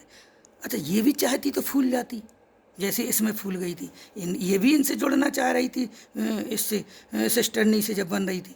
तो जब इससे जुड़ना चाह रही थी, जब नहीं जुड़ पाई थी, ये तो थी मुलायम, तो ये फूल करके बड़ा सा गुब्बारा, उसको वेसिक्यूल कह दिया ना। ये भी फूलना चाह रही थी, लेकिन चूंकि कड़ी थी, इसका स्ट्रक्चर क्या था, हार्ड, तो ये फूल नहीं पाई, लंबे लंबे थी, जैसे ये ट्यूबुल से वैसे ही ट्यूबुल से रह गई, बस अंतर ये अकेली रह गई। सोचो इसके ऊपर भी राइबोसोम होते हैं क्या? सोचो भाई, गोल्जी बॉडी के ऊपर तो, इसके एंडोप्लाज्मिक रेटिकुलम के ऊपर तो राइबोसोम होना चाहिए थे ना, इनका काम ही था प्रोटीन बनाना। तो किसके, वो केवल सिस्टर्नी पर ही पाए जाते हैं, वो भी आधी सिस्टर्नी पे। अगर पाए गए तो रफ एंडोप्लाज्मिक रेटिकुलम कहेंगे, नहीं पाए गए तो स्मूथ कहेंगे। वेसिकल पे भी नहीं पाए जाते और लॉन्ग ट्यूब्यूल्स पे नहीं भी पाए जाते। तो इसका भी यही काम जो इसका काम, ठीक है। फैट को जो है, फैट से हार्मोन बनाना, हार्मोन बना करके उनको रिलीज करना। तो जो वेसिकल का काम वही लॉन्ग ट्यूब्यूल्स का काम, बस आकार का डिफरेंस है। कंप्लीट इनके स्ट्रक्चर हो गए, इनके फंक्शन हो गए, ठीक है। 3 हो गए भाई, वीडियो ओहो 1 घंटे का हो गया, ठीक है। तो स्ट्रक्चर जल्दी से पढ़ लेते हैं, 1.5 घंटे में कवर कर दे रहा हूँ, जितने हो पाएंगे, बाकी फिर अगले दिन देखूंगा। अब 3 हो गए, ठीक है। कौन कौन से हो गए बताओ जरा, कौन कौन से हो गए? माइटोकॉन्ड्रिया हो गया, एंडोप्लाज्म गोल्जी बॉडी हो गई, जो है एंडोप्लाज्मिक रेटिकुलम हो गया। बहुत सारी चीज़ें छूट गई, कभी तुम भी इधर और भी वीडियो देख लो। मेरा तो कोई बहुत ऐसे ही बेसिक टाइप का वीडियो है, और भी बहुत अच्छे अच्छे टीचरों के यूट्यूब पे पढ़े हैं, उनको देख लो। खासतौर से रितु रतवाल मैम हैं, वो बहुत अच्छा बायोलॉजी पढ़ाती हैं, तो उनके ज़रूर देख लिया करो। इसके मेरे पढ़ने के बाद तो समझ लो कि सारा कॉन्सेप्ट क्लियर उनके वीडियोज़ से हो जाए। उन्हीं के वीडियोज़ को देख देख करके मैं ही बनाता हूँ, साफ कहना। कभी थोड़ा सा जो है वो पढ़ लेता हूँ, जो है NCERT, ताकि कोई चीज़ छूटने ना पाए कुछ चीज़। Endoplasmic reticulum present only eukaryote, बहुत इंपॉर्टेंट, वेरी इंपॉर्टेंट क्वेश्चन कि भैया एंडोप्लाज्मिक रेटिकुलम केवल इसमें पाया जाता है, यूकैरियोट में, प्रोकैरियोट में ये चीज़ नहीं मिलती। गोल्जी बॉडी दोनों में मिल सकती है, लेकिन एंडोप्लाज्मिक रेटिकुलम केवल यूकैरियोट, यानी उसके बाद इसका डेवलपमेंट हुआ, ये शो करता है। यही सब चीज़ें एवोल्यूएशन डेवलपमेंट को शो करती हैं कि वो जब वो दोनों में पाई जा रही, ये एक में पाई जा रही, तो निश्चित है उससे जब ये एक में पाई रही, तो ये केवल यूकैरियोट में पाई जाने का सिम्टम है कि ये उसके बाद डेवलप हो, उससे एडवांस सेल ऑर्गेनेल है। और कि ये इंपॉर्टेंट पोर्शन याद रखना, यूकैरियोट में पाई जाती है केवल। Endoplasmic reticulum present in both animal cell और बोथ, ये तो ठीक है, एनिमल और प्लांट दोनों सेलों में पाई जाती, लेकिन केवल यूकैरियोट में पाई जाती, प्रोकैरियोट में नहीं पाई जाती। सिंगल मेम्ब्रेन बाउंडेड ऑर्गेनेल है। बताओ माइटोकॉन्ड्रिया कैसा था? Double organelle. ये कौन सा है? सिंगल मेम्ब्रेन से बाउंडेड है। अच्छा, कई ऐसे जो चीज़ें होंगी प्रोकैरियोट में, प्रोकैरियोट की बात करें, वहाँ मेम्ब्रेन ही नहीं होगी, तो वहाँ पता ही नहीं चलेगा इसका न्यूक्लियस है कहाँ। 2-4 दाने पड़े होंगे, पता चला अच्छा ये तो न्यूक्लियस है ना, तो दिख ही नहीं रहा, ये तो घुला हुआ है। यानी वो सेल ऑर्गेनेल से, उसी वो मेम्ब्रेन से नहीं बाउंडेड है, बस अंतर उसका ऐसे पता चलता है। न्यूक्लियस उसका हाइलोप्लाज्म और न्यूक्लियस का फ्लूइड देखेंगे, उसमें थोड़ा थोड़ा गाढ़ेपन और पतलेपन का अंतर। अच्छा, यहाँ गाढ़ापन ज़्यादा शुरू हो गया तो ये कोई और चीज़ है, अच्छा ये न्यूक्लियस है, ऐसे। तो ये इस तरीके से प्रोकैरियोट का न्यूक्लियस और वो हाइलोप्लाज्म डिफर करता है। सिंगल मेम्ब्रेन बाउंडेड जो है, ये पता नहीं कहाँ से तुमने ये लाइन लिखी, मुझे खुद ही नहीं समझ में आ रहा, ये मुझे नहीं समझ में आई line. Single membrane bounded space का ल्यूमेन, अच्छा होगा, देख लेना अपना कहाँ से लिखा। ये तो इसके स्ट्रक्चर ज़्यादातर मैंने बता दिया। अब फंक्शन पे आ जाओ, इसका फंक्शन बताओ क्या है। फंक्शन दोनों के कंपेरेटिव करते हैं। उसका फंक्शन क्या था गोल्जी बॉडी का, बताओ। गोल्जी बॉडी का था स्टोरेज फूड का। इसका काम क्या है? सिक्रीशन करना, सिंथेसिस करना, चाहे प्रोटीन की करो चाहे हार्मोन की करो, ठीक है। अगर जो है प्रोटीन नहीं बनाओगे तो हार्मोन बनाओगे, कुछ ना कुछ जरूर बनाओगे तो सीक्रेट करोगे, ठीक है। तो अगर राइबोसोम होंगे तो तुम वो बना लोगे प्रोटीन बनाओगे तो एंजाइम बनाओगे तो एंजाइम सीक्रेट करोगे। नहीं है तुम्हारे पास जो है आपका वो राइबोसोम, तो कुछ ना कुछ तो बनाओगे, बनाने के लिए तुम्हें भेजा है, तो बनाओगे तो क्या बनाओगे? फिर तुम बनाने लगोगे हार्मोन। वो हार्मोन कहाँ से बनाओगे? लिपिड से। किससे? लिपिड से। तो कायदे से देखा जाए तो लॉन्ग ट्यूब्यूल्स और वो वैक्यूल्स जो थी, उनका काम हार्मोन सिक्रीशन ही है। क्योंकि वो लिपिड लेंगे, लिपिड से क्या बनाएंगे, हार्मोन, हार्मोन बनाएंगे तो हार्मोन सीक्रेट करेंगे। इसके 3 part, cisternae vesicle,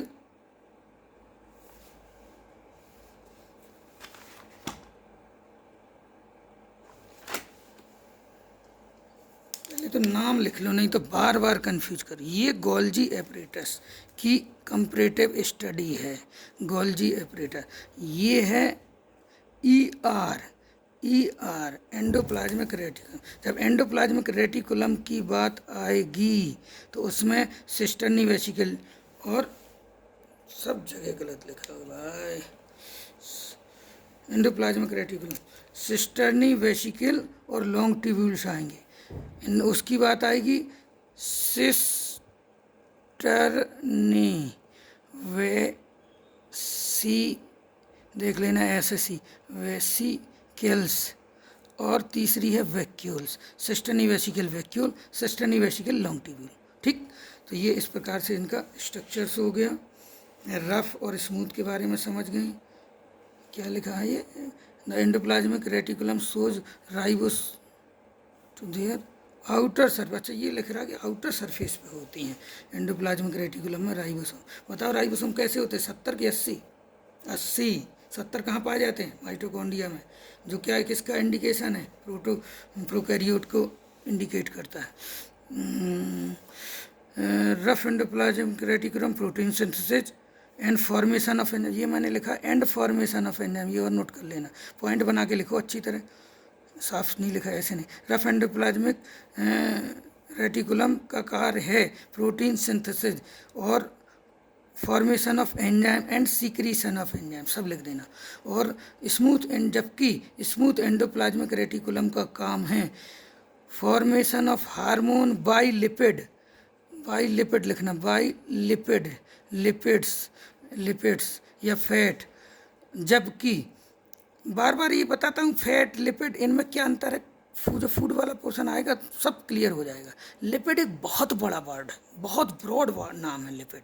even fat इसी के अंतर्गत आता है, जो फैट है ना वो लिपिड के ही अंतर्गत, लिपिड कह दिया तो सब कुछ समाहित है, उसके अंतर्गत फैट के अंदर फिर और टुकड़े जो है, फिर और टुकड़े, सबसे नीचे टुकड़ा है ग्लिसरॉल एंड फैटी एसिड, ये लास्ट यूनिट है जो एब्जॉर्ब होती है। तो बार बार कभी फैट और लिपिड आए तो थोड़ा सा कंफ्यूज मत हो ना, लिपिड वर्ड बोल दिया करो जिसमें सब कुछ समाहित हो जाएगा, सब कुछ समाहित हो जाएगा। ठीक है, तो स्मूथ एंडोप्लाज्मिक रेटिकुलम का काम formation of hormone by lipids and secretion of hormone also. ठीक है, ये हो गया इनका काम। तो ये हो गया तीन। अब चौथा और बताता हूँ, फिर मेरी कहानी कंप्लीट होगी। ज़्यादा से ज़्यादा 5 ही पढ़ा पाऊँगा आज मैं, 5 कर दे रहा हूँ खबर, फिर अगले वीडियोज़ में देखूँगा। सबसे पहले राइबोसोम, भाई ये प्रोटीन बनाने का सांचा, प्रोटीन बनाने की मशीन, कुछ भी कह लो। ईंटा बनाने का जैसे सांचा होता है, सांचा या फर्मा भी बोलते हैं लोकल भाषा में, फर्मा माने उसके प्रारूप या प्रारूप, प्रोटीन बनाने का प्रारूप या प्रोटीन बनाने की मशीन, जो कहना हो कह डालो। कौन, राइबोसोम। प्रोटीन बनाने का सांचा, फर्मा, प्रारूप, मशीन, जो तुम्हें अच्छा लगे वो कहो। ठीक है, इसके दो यूनिट होती हैं भैया, समझ लो। राइबोसोम खुद 2 प्रकार का होता है, राइबोसोम खुद 2 प्रकार। एक पिछले साल ऑर्गेनिज्म में किसी के वैज्ञानिकों के नाम नहीं बता पाया जिनने उनकी डिस्कवरी की थी, देख लेना अपना, समझ लेना। गोल्जी बॉडी, वो कैमिलियो गोल्गी था ना, उसने बनाई थी वो, तो वो अपना देख लेना, कुछ पोर्शन छूट जाएगा। राइबोसोम जो है कि जो खोज हुई थी, जो डिस्कवर्ड बाई, आपने लिखा जॉर्ज पैलेडी, या आप ही ने लिखा, आप ही जानो ये कहाँ से आया, इन साइंटिस्ट ने इनकी खुद फर्स्ट डिस्कवर किया था। इसको नापने की जो एक यूनिट है, उन साइंटिस्ट ने भी बहुत राइबोसोम पे काम किया है। सेडवर्ज, वहाँ से आई है ये यूनिट, सेडवर्ज। ठीक है, तो वो एस जो लगाते वो यूनिट है, इसको नापने की यूनिट है सेडवर्ज, कहीं लिखा होगा सेडवर्ज यूनिट। उन साइंटिस्ट को रिस्पेक्ट देने के लिए सेडवर्ज यूनिट नाम दे दिया एस को। ठीक है, तो इसकी जो इस राइबोसोम को नापने के लिए जो यूनिट है, जैसे किसी चीज़ को नापने के लिए सेंटीमीटर, मीटर होते हैं, इसको नापने के लिए सेडवर्ज होते हैं। क्या होते हैं? सेडवर्ज। तो ये सेडवर्ज हैं दो प्रकार के राइबोसोम होते हैं, ध्यान रखो, एक 80S का और 70S एडवांस का। 80S का 80S यूकैरियोट की पहचान, 70S प्रोकैरियोटिक की पहचान। जब भी आए बार बार बोलो करो, ठीक है। तो जो है 80S जो राइबोसोम होते हैं, चूँकि हम लोगों में पाए जाते हैं, सारे एंडोप्लाज्मिक में यही मिलेंगे, एंडोप्लाज्मिक रेटिकुलम उसमें, हाँ, एंडोप्लाज्मिक रेटिकुलम में। तो उसके बारे में पढ़ते। राइबोसोम खुद दो टुकड़ों से बना होता है, एक छोटी यूनिट होती है, एक बड़ी यूनिट होती है। एक छोटी यूनिट होती है, एक बड़ी यूनिट होती है। बड़ी यूनिट बनी होती है, पहली बात तो ये खुद कितने का है, 80S का है। तो बड़ी यूनिट जो होती है 60S की होती है, और छोटी यूनिट कितनी की होती है, 40S की। दोनों को जोड़ लो जरा, कितना हो गया, कितना हो गया, 100S। ये तो तुम 80 कह रहे हैं। फिर तो जब ये दोनों मिलते हैं तो कुछ पोर्शन इसका कंडेंस हो जाता है। अगर पूरे को नापेंगे तो 80S जैसा दिखेगा। यूनिट अकेली अकेली कर दोगे तो ये यूनिट होगी 60S की, ये यूनिट होगी 40S की। इसीलिए जब कभी प्रोकैरियोट में 70 पढ़ोगे, 70 पढ़ोगे, और 70 आ रहा, कैमरे में नहीं आ रहा, कैमरे में आ ही नहीं रहा। जब 70 पढ़ोगे तो 70 की बड़ी यूनिट मिलेगी आपको 50S की, और छोटी यूनिट मिलेगी 30S की। जोड़ोगे तो 80S हो जाएगा। लेकिन पूरे को, पूरे उसको हम राइबोसोम को अगर नापेंगे तो वो कहलाएगा 70S का राइबोसोम है, 80S का राइबोसोम है। बड़ी यूनिट 60 की है, बड़ी यूनिट 50 की है, छोटी यूनिट 40 की है, छोटी यूनिट 30 की है। क्लियर? काम क्या है, काम क्या है बताओ? प्रोटीन की सिंथेसिस करना। तो प्रोटीन की सिंथेसिस समझ लो जरा क्या है। प्रोटीन की सिंथेसिस में सबसे ज़्यादा जिनका रोल होता है ना भाई, तो दो चीज़ों का होता है। किसका? एक तो होता RNA जैसी चीज़ है कोई, दो प्रोटीन में आगे पढ़ोगे RNA जैसी क्या चीज़ है, RNA का, और दूसरी एक चीज़ है अमीनो एसिड का। ये दो ना हो तो कोई प्रोटीन सिंथेसिस नहीं बनता। ये दोनों बिल्कुल ईंटा बनाने का, माटी का काम करता, मिट्टी का काम करता। सांचे का क्या कर लोगे तुम जब मिट्टी नहीं होगी? यानी यहाँ मिट्टी दो चीज़ें हैं, एक कहलाता है आपका RNA और दूसरा कहलाता है आपका क्या, क्या क्या कहलाता है, अमीनो एसिड। ये दोनों होंगे तभी बनेगा। ये तुमने जो स्ट्रक्चर बनाया है, ये तुम समझना भाई, तुमने कहाँ से बनाया, कैसे बनाया, समझ लो। मैं तुम्हें बता दे रहा हूँ, इसमें वही सब लिखा है, किसकी बड़ी यूनिट कितने की होती है, छोटी यूनिट कितने की होती है, राइबोसोम किसका, ये तुम अपनी कॉपी से समझना। मैं तुम्हें RNA के बारे में यहाँ बताता हूँ। पहले इसकी रॉ मटेरियल क्या है बताओ प्रोटीन बनने का? एक तो अमीनो एसिड है। जैसे ईंट के बनने का रॉ मटेरियल क्या है, माटी, मिट्टी, ठीक है। इसका रॉ मटेरियल क्या है, अमीनो एसिड है। और दूसरा है आपका वो क्या कहलाता है, वो आपका RNA। तो RNA के बारे में फिर बताता हूँ, या पहले इसी का समझ लो, अमीनो एसिड कहाँ से आए तुम्हारे पास अमीनो एसिड बताओ? जब खाना खाया, खाना गया, खाने के दो पार्ट थे, रिपीट करो, energy producing, non energy producing. अब मैं नाम नहीं बताऊंगा, तुम अपने मन में बताओ एनर्जी प्रोड्यूसिंग कौन होते हैं, नॉन एनर्जी। एनर्जी प्रोड्यूसिंग में एक पार्ट था प्रोटीन। प्रोटीन जब जाएगा पेट में पचेगा, पच करके अमीनो एसिड में जब तक नहीं टूटेगा, अपनी यूनिट में नहीं टूटेगा, एब्जॉर्ब नहीं होगा। एब्जॉर्ब नहीं होगा, हमारे कोई काम का नहीं होगा, कोई काम का नहीं होगा, आंत में पड़ा रहेगा। हो सकता है फीसेस मल के साथ निकल जाए, लेटरिन के साथ निकल जाए, ठीक है, ठीक है। अगर ये अमीनो एसिड में टूट गया, तुरंत उसके ऊपर एक एरोटा होता है, बड़ी सी खून की नली होती है, तुरंत उसको एब्जॉर्ब कर लेगी, एब्जॉर्ब कर लेगी अमीनो एसिड के रूप में। प्रोटीन किस रूप में ब्लड में आई, अमीनो एसिड के रूप में। जब ये अमीनो एसिड के रूप में आ गई तो ये अमीनो एसिड्स जो हैं आपके, ये अमीनो एसिड एब्जॉर्ब होकर के कहाँ चले गए थे, लीवर में। लीवर से, लीवर को देख दिया वो थी क्या, गृहिणी, उसने अपना हिसाब किताब बनाया महीने का। गृहिणी उनने कहा लो इतना ले जाओ ब्लड, उस सारी सेल्सों को दे करके आओ, इतना वहाँ दे करके आओ, इतना वहाँ दे करके आओ। तो ये अमीनो एसिड कहाँ से आए, ब्लड के थ्रू सेल तक आए। कहाँ तक आए, सेल तक। सेल के बाद आने के बाद कहाँ आ गए, वो जो हाइलोप्लाज्म है आपकी सेल में, उसमें आकर के पड़े हैं, डूबे हैं, सारा कुछ उसमें पड़ा है कि जिसको जो ज़रूरत हो यहाँ से ले लो। तो इन्होंने क्या किया, इनने महाराज ने राइबोसोम जो है उसमें से उठाए, क्या उठाए, अमीनो एसिड।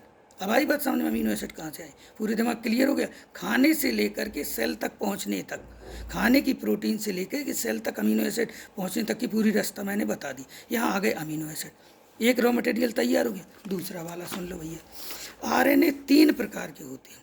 आरएनए कितने प्रकार के, ये पोर्शन अपना लिख लेना भाई, मैंने तुम्हारे रजिस्टर में नहीं होगा, मैंने कल ही लिखा है इसको, तो अपने रजिस्टर में लिख लेना, ठीक है। आरएनए 3 प्रकार के होते हैं। आरआरएनए, आर इसका पहला अक्षर स्मॉल में लिखा जाता है, ध्यान रखना।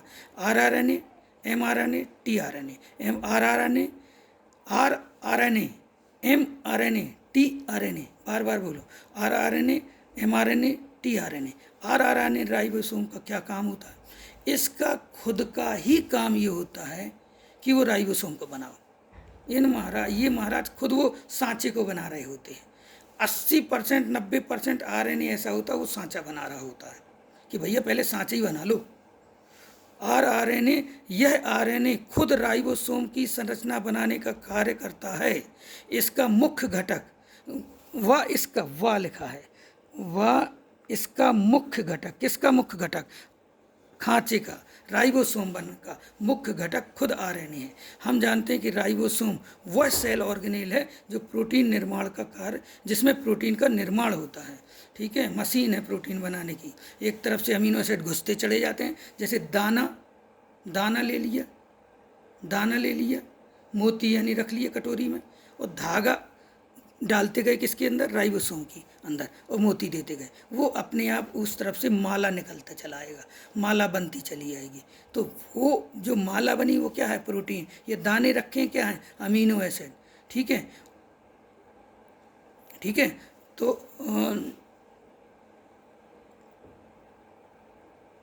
ठीक, तो ये जो है इस तरीके से में प्रोटीन का निर्माण होता चला गया जी। राइबोसोम का क्या रोल है? आरएनए का, इसका राइबोसोम में आरएनए का क्या रोल है? खुद ये खांचा बना दिया इन्होंने।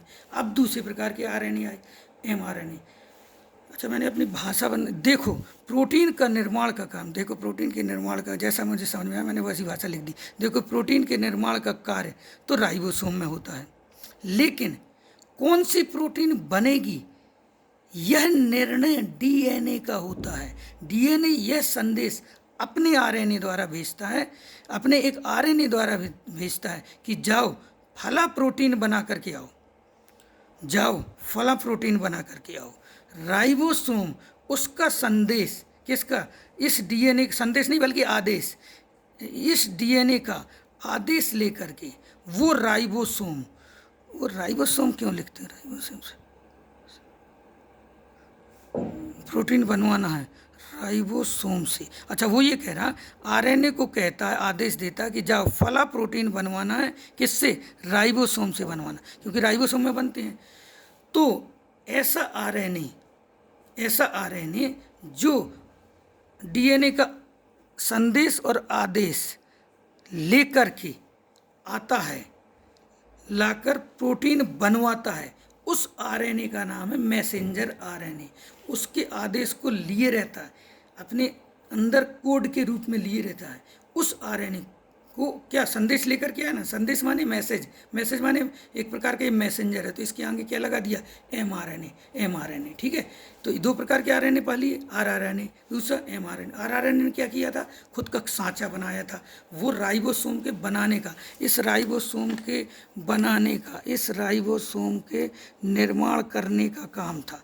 इस महोदय का काम है संदेश लाना, आदेश लाना, किससे? डीएनए से, किससे? डीएनए से, ठीक है। तो अब टीआरएनए, ठीक है, ये महाराज तुम्हारे हाइलोप्लाज्म में पड़ा है बहुत सारा अमीनो एसिड, संदेश भी लेकर के बाबूजी आ गए, इन्होंने राइबोसोम भी बना दिया।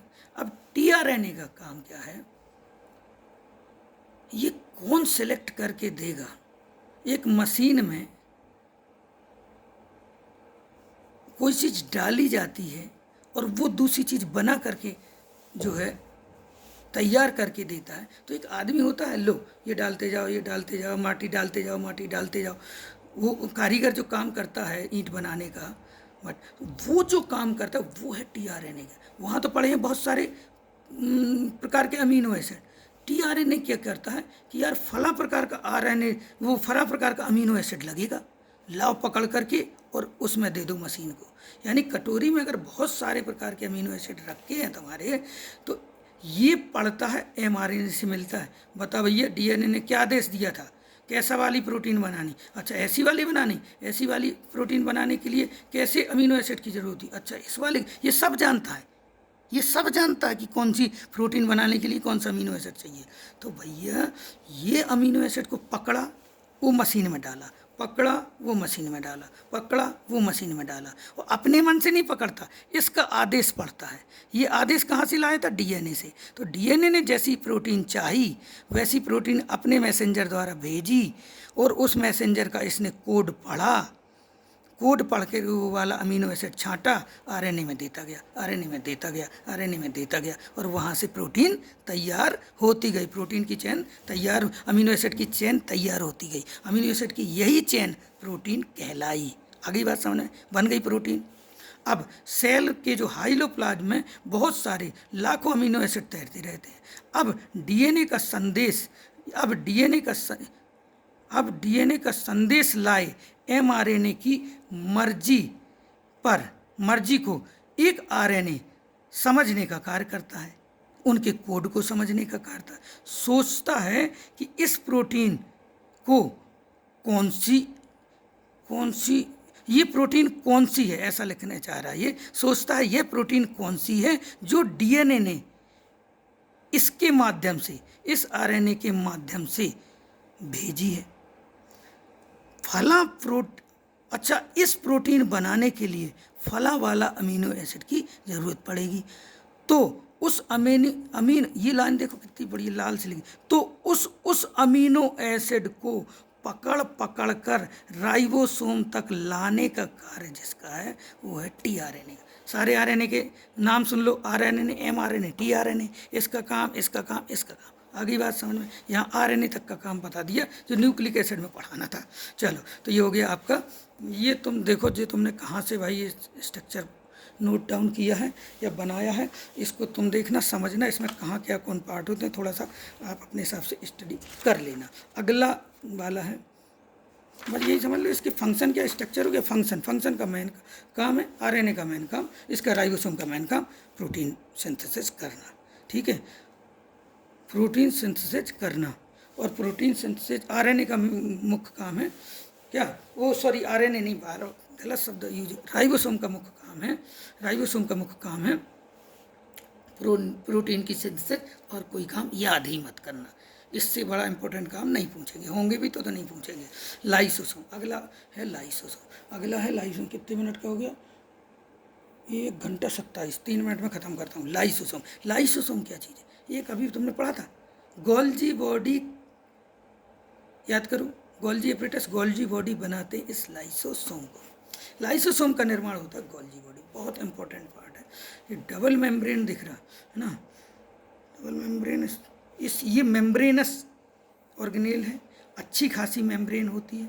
मेरे हिसाब से देख लेना, डबल होती है, सिंगल ये तुम देखना कहीं। लाइसोसोम किस तरह का ऑर्गेनेल है, इसका जो मेन काम है ना, इसका काम है एंजाइम्स को संचित करना, मेन काम है एंजाइम को संचित करना, और एंजाइम को संचित करना का काम है। तो इसीलिए इसमें एक बड़ी सी ल्यूमेन गुहा होती है, गुहा। अरे यार जहाँ खाली जगह हो उस जगह को हम ल्यूमेन कहते हैं, जहाँ कोई चीज़ भरी जा सके। इस पे अगर ये पानी नहीं भरा तो ये खाली जगह होगी कि नहीं, जब ये खाली जगह होगी तो हम इसको क्या नाम देंगे, ल्यूमेन। क्या नाम देंगे, ल्यूमेन में कोई भी चीज़ भरी जा सकती है। एक मैंने वर्ड यूज किया था, पढ़ाते, कुठला बुंदेलखंडी भाषा में कहते हैं जिस चीज़ को स्टोर करने के लिए, कुठला का काम। तो गोल्जी बॉडी एक प्रकार से अनाज स्टोर करने का काम करते थे, कुठला। वो एक प्रकार के सेल के कुठला हैं जो स्टोर कर लेते हैं सामान को। ठीक है, तो उसी का एक टूटा हुआ टुकड़ा या उससे बनी हुई चीज़ है ये छोटे कुठला हो गए, छोटे स्टोर, छोटे जो है बर्तन हो गए, जिसमें क्या है, एंजाइम संचित है। ये एंजाइम क्या करते हैं, जिस भी चीज़ को तोड़ना हो, उसके ऊपर जा कर के चिपक जाता है ये लाइसोसोम, और उसमें एंजाइम छोड़ देता है, उसको डिजोल्व कर देता है, ख़त्म कर देता है, उसका ब्रेक डाउन कर देता है हैं, या उसको डाइजेस्ट कर देता है। अच्छा, कहीं अगर सेल में डिबरी बनी, यानी कोई चीज़ खराब हो गई, कोई चीज़ मर गई, कोई बिना काम किए कोई डिजनरेट हो गई, तो उसको ख़त्म करने का काम भी इसी लाइसोसोम का है। ये जाता है, चिपकता है, एंजाइम सीक्रेट करता है, उसको उससे डिजनरेट करके ख़त्म कर देता है और बाहर कर देता है, और उसको सेल के बाहर, ये भी सेल के बाहर निकलते जाते हैं जब ये बेकार हो जाते हैं। ठीक है, एक बहुत जो इम्पोर्टेंट है इसका मेन जो काम, जैसे प्रोटीन, राइबोसोम का क्या काम है, मेन क्या काम बताओ, प्रोटीन सिंथेसिस, उसी तरह लाइसोसोम का मेन काम जो था वो था डाइजेशन, ब्रेक डाउन करना। और अगर धोखे से, समझ लो इतने एंजाइम इसके अंदर संचित होते हैं, एटम बम है ये, समझ लो, थोड़ा थोड़ा तोड़ेगा तो एनर्जी बनेगी, और ज़्यादा अगर ये फट पड़ा तो उस पूरी सेल को मार देने का काम करता है। इसीलिए इसे कहते हैं आत्महत्या की थैली। सेल को जब अपनी आत्महत्या करनी होती है तो अपने लाइसोसोम को बस्ट कर देती है और अपने आप को ख़त्म कर लेती है। So this is a suicidal bag of a cell. Cell के सुसाइडियल बैग हैं, क्योंकि इनके अंदर क्या है, बहुत सारे एंजाइम संचित है, बहुत सारे, और वो उसको किसी भी चीज़ को डाइजेस्ट या डीजनरेट करने के काम आते हैं। अगर थोड़ा थोड़ा निकलेंगे तो डाइजेस्ट करेंगे, बड़े निकलेंगे तो बस्ट कर देंगे, उसको ख़त्म कर देंगे सेल को। ये लाइसोसोम में ये स्ट्रक्चर है, देख लेना भाई। मैंने चूँकि ये नहीं बनाया, मैंने अभी पढ़ा भी नहीं है इसको, तो तुम इसको समझना कि जो है ये कहाँ से बनाया, इसके स्ट्रक्चर के बारे में थोड़ा पढ़ लेना। ये लिखे तो हो स्ट्रक्चर के, तो स्ट्रक्चर और फंक्शन, और देखो किसी में बताया तो था कि सारे ऑर्गेनेल को 3 टुकड़ों में पढ़ना, structure, function, special feature. Structure, function, special feature बहुत ज़्यादा कह रहे थे, स्ट्रक्चर, फंक्शन, स्पेशल फीचर, किसी में स्पेशल फीचर तो बताया नहीं। तो भैया स्पेशल फीचर पढ़ते जाएंगे और बनते जाएंगे, कोई नई चीज़ निकल के आई तुरंत स्पेशल फीचर यहाँ लिखना। अब मेरे पास तो ये खाली जगह है, तो मैं लिख लूँगा, तुम्हारे पास खाली जगह नहीं है तुम्हारे रजिस्टर में जो मैंने बताया, तो उसमें जहाँ भी स्पेशल फीचर है छोटा सा टुकड़ा ऐसे रखना, सर से कह करके एक बंच मंगा लेना, पूरा उसका क्या कहते हैं, वो क्या बोलते हैं ये, इसका A4 पेजों का, और वो अपने पास रखना। कोई भी चीज़ है लिखी, फेविकॉल से जोड़ी, रजिस्टर कितना भी क्रूप हो जाए, रजिस्टर की क्रूपता से मतलब यहाँ एक पेज निकला, वहाँ एक पेज निकला, एक साइड यहाँ निकली, कोई मतलब नहीं है इसका। लिखा क्या है, मेरे दिमाग में क्या है, ये मेन इम्पोर्टेंट है। रंगा कितना, ऐसे तो साफ़ सुथरी किताबें ही पढ़ी रहती हैं बिना पढ़े लिखे लड़कों की, उसमें एक लाइन तक नहीं लिखी होती, तो वो ज़रूरी थोड़ी है कि अरे भैया वो बहुत अच्छा लड़का है, उसने अपनी, अरे बहुत साफ़ सुथरी किताबें हैं उसकी, तो बिल्कुल ऐसे लगता है बिल्कुल नहीं रखी हैं किताबें, तो भैया उसने पढ़ाई नहीं है। तो रजिस्टर की उस पर मत जाना, उसमें बहुत कई कटे पिटे पेज होंगे, कहीं यहाँ वहाँ आड़े तिरछे निकले होंगे। तो स्ट्रक्चर, फंक्शन, स्ट्रक्चर और फंक्शन, ठीक है, स्ट्रक्चर और फंक्शन, कोई स्पेशल फीचर आएगा तो यहाँ लिखना हेडिंग, और उसमें जोड़ते जाएंगे हम जो भी नई चीज़ निकलेगी। इस पर तो लगातार पढ़ाई होती रहेगी, ये जरूरी नहीं कि मैंने सेल पढ़ा दिया हो गई पूरी, इसमें नई नई चीज़ें जुड़ती जाएंगी। क्वेश्चन को देखेंगे, नहीं बना स्पेशल फीचर में लिखेंगे, रट डालेंगे। हमारा कोई उद्देश्य वैज्ञानिक बनना नहीं है, हमारा उद्देश्य किसी तरह नीट निकले। थोड़ा थोड़ा ऊपर अगर हम स्टडी कर लेंगे और उसको रिपीट करके दिमाग में रख लेंगे, बस उतने ही से सिलेक्शन हो जाएगा। हमारा काम है यहाँ सिलेक्शन का, PhD नहीं करनी है हमें किसी सब्जेक्ट में कि बहुत उसके डीप में घुसो, ठीक है। तो structure, function, structure, membrane bounded cell organelle है, स्पेशल स्फेरिकल शेप, हाँ इसका शेप लिखा है, स्फेरिकल माने होता है गेंदनुमा, जैसे गेंद होती है। स्फेरिकल 3D स्ट्रक्चर है, सर्किल 2D स्ट्रक्चर है, ठीक है। तो इस 2D स्ट्रक्चर, ठीक है। तो स्फेरिकल शेप होता है, फ्लूड फिल्ड विद, अब यहाँ फ्लूड वर्ड नहीं आएगा यहाँ, अच्छा फिल्ड है लिखा, फिल्ड विद डाइजेस्टिव एंजाइम और and other type of enzymes, बहुत सारे एंजाइम्स होते हैं इसी में संचित है। जब मैं समझा तो फ्लूड नहीं लिखोगी, अगर इसमें पानी भी होगा तो बताओ क्या लिखोगी, इसे लिखोगी मैट्रिक्स। क्यों लिखोगी मैट्रिक्स, क्यों, क्योंकि ये सेल ऑर्गेनेल के अंदर का है। आगे बात समझ, अभी मैंने तीनों तरह के, चारों तरह के फ्लूड बताए थे, जहाँ कौन सा फ्लूड है, सब पानी है, सब फ्लूड जहाँ है वो है, उस तरह उसका नाम है। Kind of waste disposable system. अच्छा हाँ, सेल के अंदर ये भी इसका बहुत इंपॉर्टेंट काम है। एक तो डाइजेशन वाले एंजाइम सीक्रेट करना है, बनाना है, दूसरा ये काम है अगर वेस्ट मटेरियल सेल में, वही सेल है तमाम तरह के वेस्ट मटेरियल बनते रहते हैं, उनको कौन सेल ख़त्म करेगा, कौन उसको बाहर निकालेगा, तो ये उससे जुड़ता है, उसको ख़त्म कर देता है, उसको डाइजेस्ट कर लेता है एक प्रकार से अपने एंजाइम द्वारा और सेल के से बाहर निकाल देता है। अगर पूरा का पूरा बस्ट हो जाए तो ये पूरी सेल भी ख़त्म कर सकता है। इसीलिए ये कभी लाइसोसोम बस्ट कोशिश भर नहीं होते, ये चीज़ें उससे मिलते हैं और किसी भी चीज़ को जब इनको डाइजेस्ट करना होता है, ख़त्म करना होता है, वेस्ट मटेरियल उससे मिलते हैं, जुड़ते हैं, एक कॉम्प्लेक्स बनता है, कॉम्प्लेक्स में ये एंजाइम छोड़ते हैं, एंजाइम से वो डाइजेस्ट करते हैं और उसको ख़त्म कर देते हैं। लेकिन ये खुद ही बस्ट कर जाए तो पूरी सेल मर जाएगी, बस्ट हो जाएगी, वो डिजेनरेट हो जाएगी, स्वाहा हो जाएगी, कहने का मतलब सुसाइड। इसीलिए इसको कहते हैं सुसाइडियल बैग ऑफ सेल। ठीक है, ये फंक्शन लिखे हैं, फंक्शन तो ऑलमोस्ट मैंने बता ही दिए हैं इनका क्या काम है। जैसे गोल्जी बॉडी का काम है पैकेजिंग उसका, इसी तरह इसका काम, ये दोनों एक जैसे गोल्जी बॉडी का काम यहाँ ये लिखा है क्योंकि उससे बने हैं ना, तब ये लिख दिया। ये तुम ही ने लिखा होगा तो अपना समझना ये क्या तुमने लिखा था, है ना। बेसिक काम है, उसका काम था जैसे स्टोर वगैरह का काम, एंजाइम का काम और हार्मोन का काम, इसी तरह इसका काम है स्पेशली एंजाइमों का, इसलिए स्पेशली एंजाइमों का, हार्मोन का तो नहीं करता, एंजाइम का ये जो है अपने अंदर स्टोर करता है, वो एंजाइम डाइजेस्ट करते हैं। दैट मीन्स अब बस ये हो गया। इस वीडियो को मैं 1.5 घंटे का 1:35 का हो गया, मैं इसको लोड कर दे रहा हूँ यूट्यूब पे, देख लेना। यूट्यूब किसी अन्य के लिए नहीं है, जैसे ही देख लोगे समझ लोगे मैं यूट्यूब का वीडियो डिलीट कर दूँगा।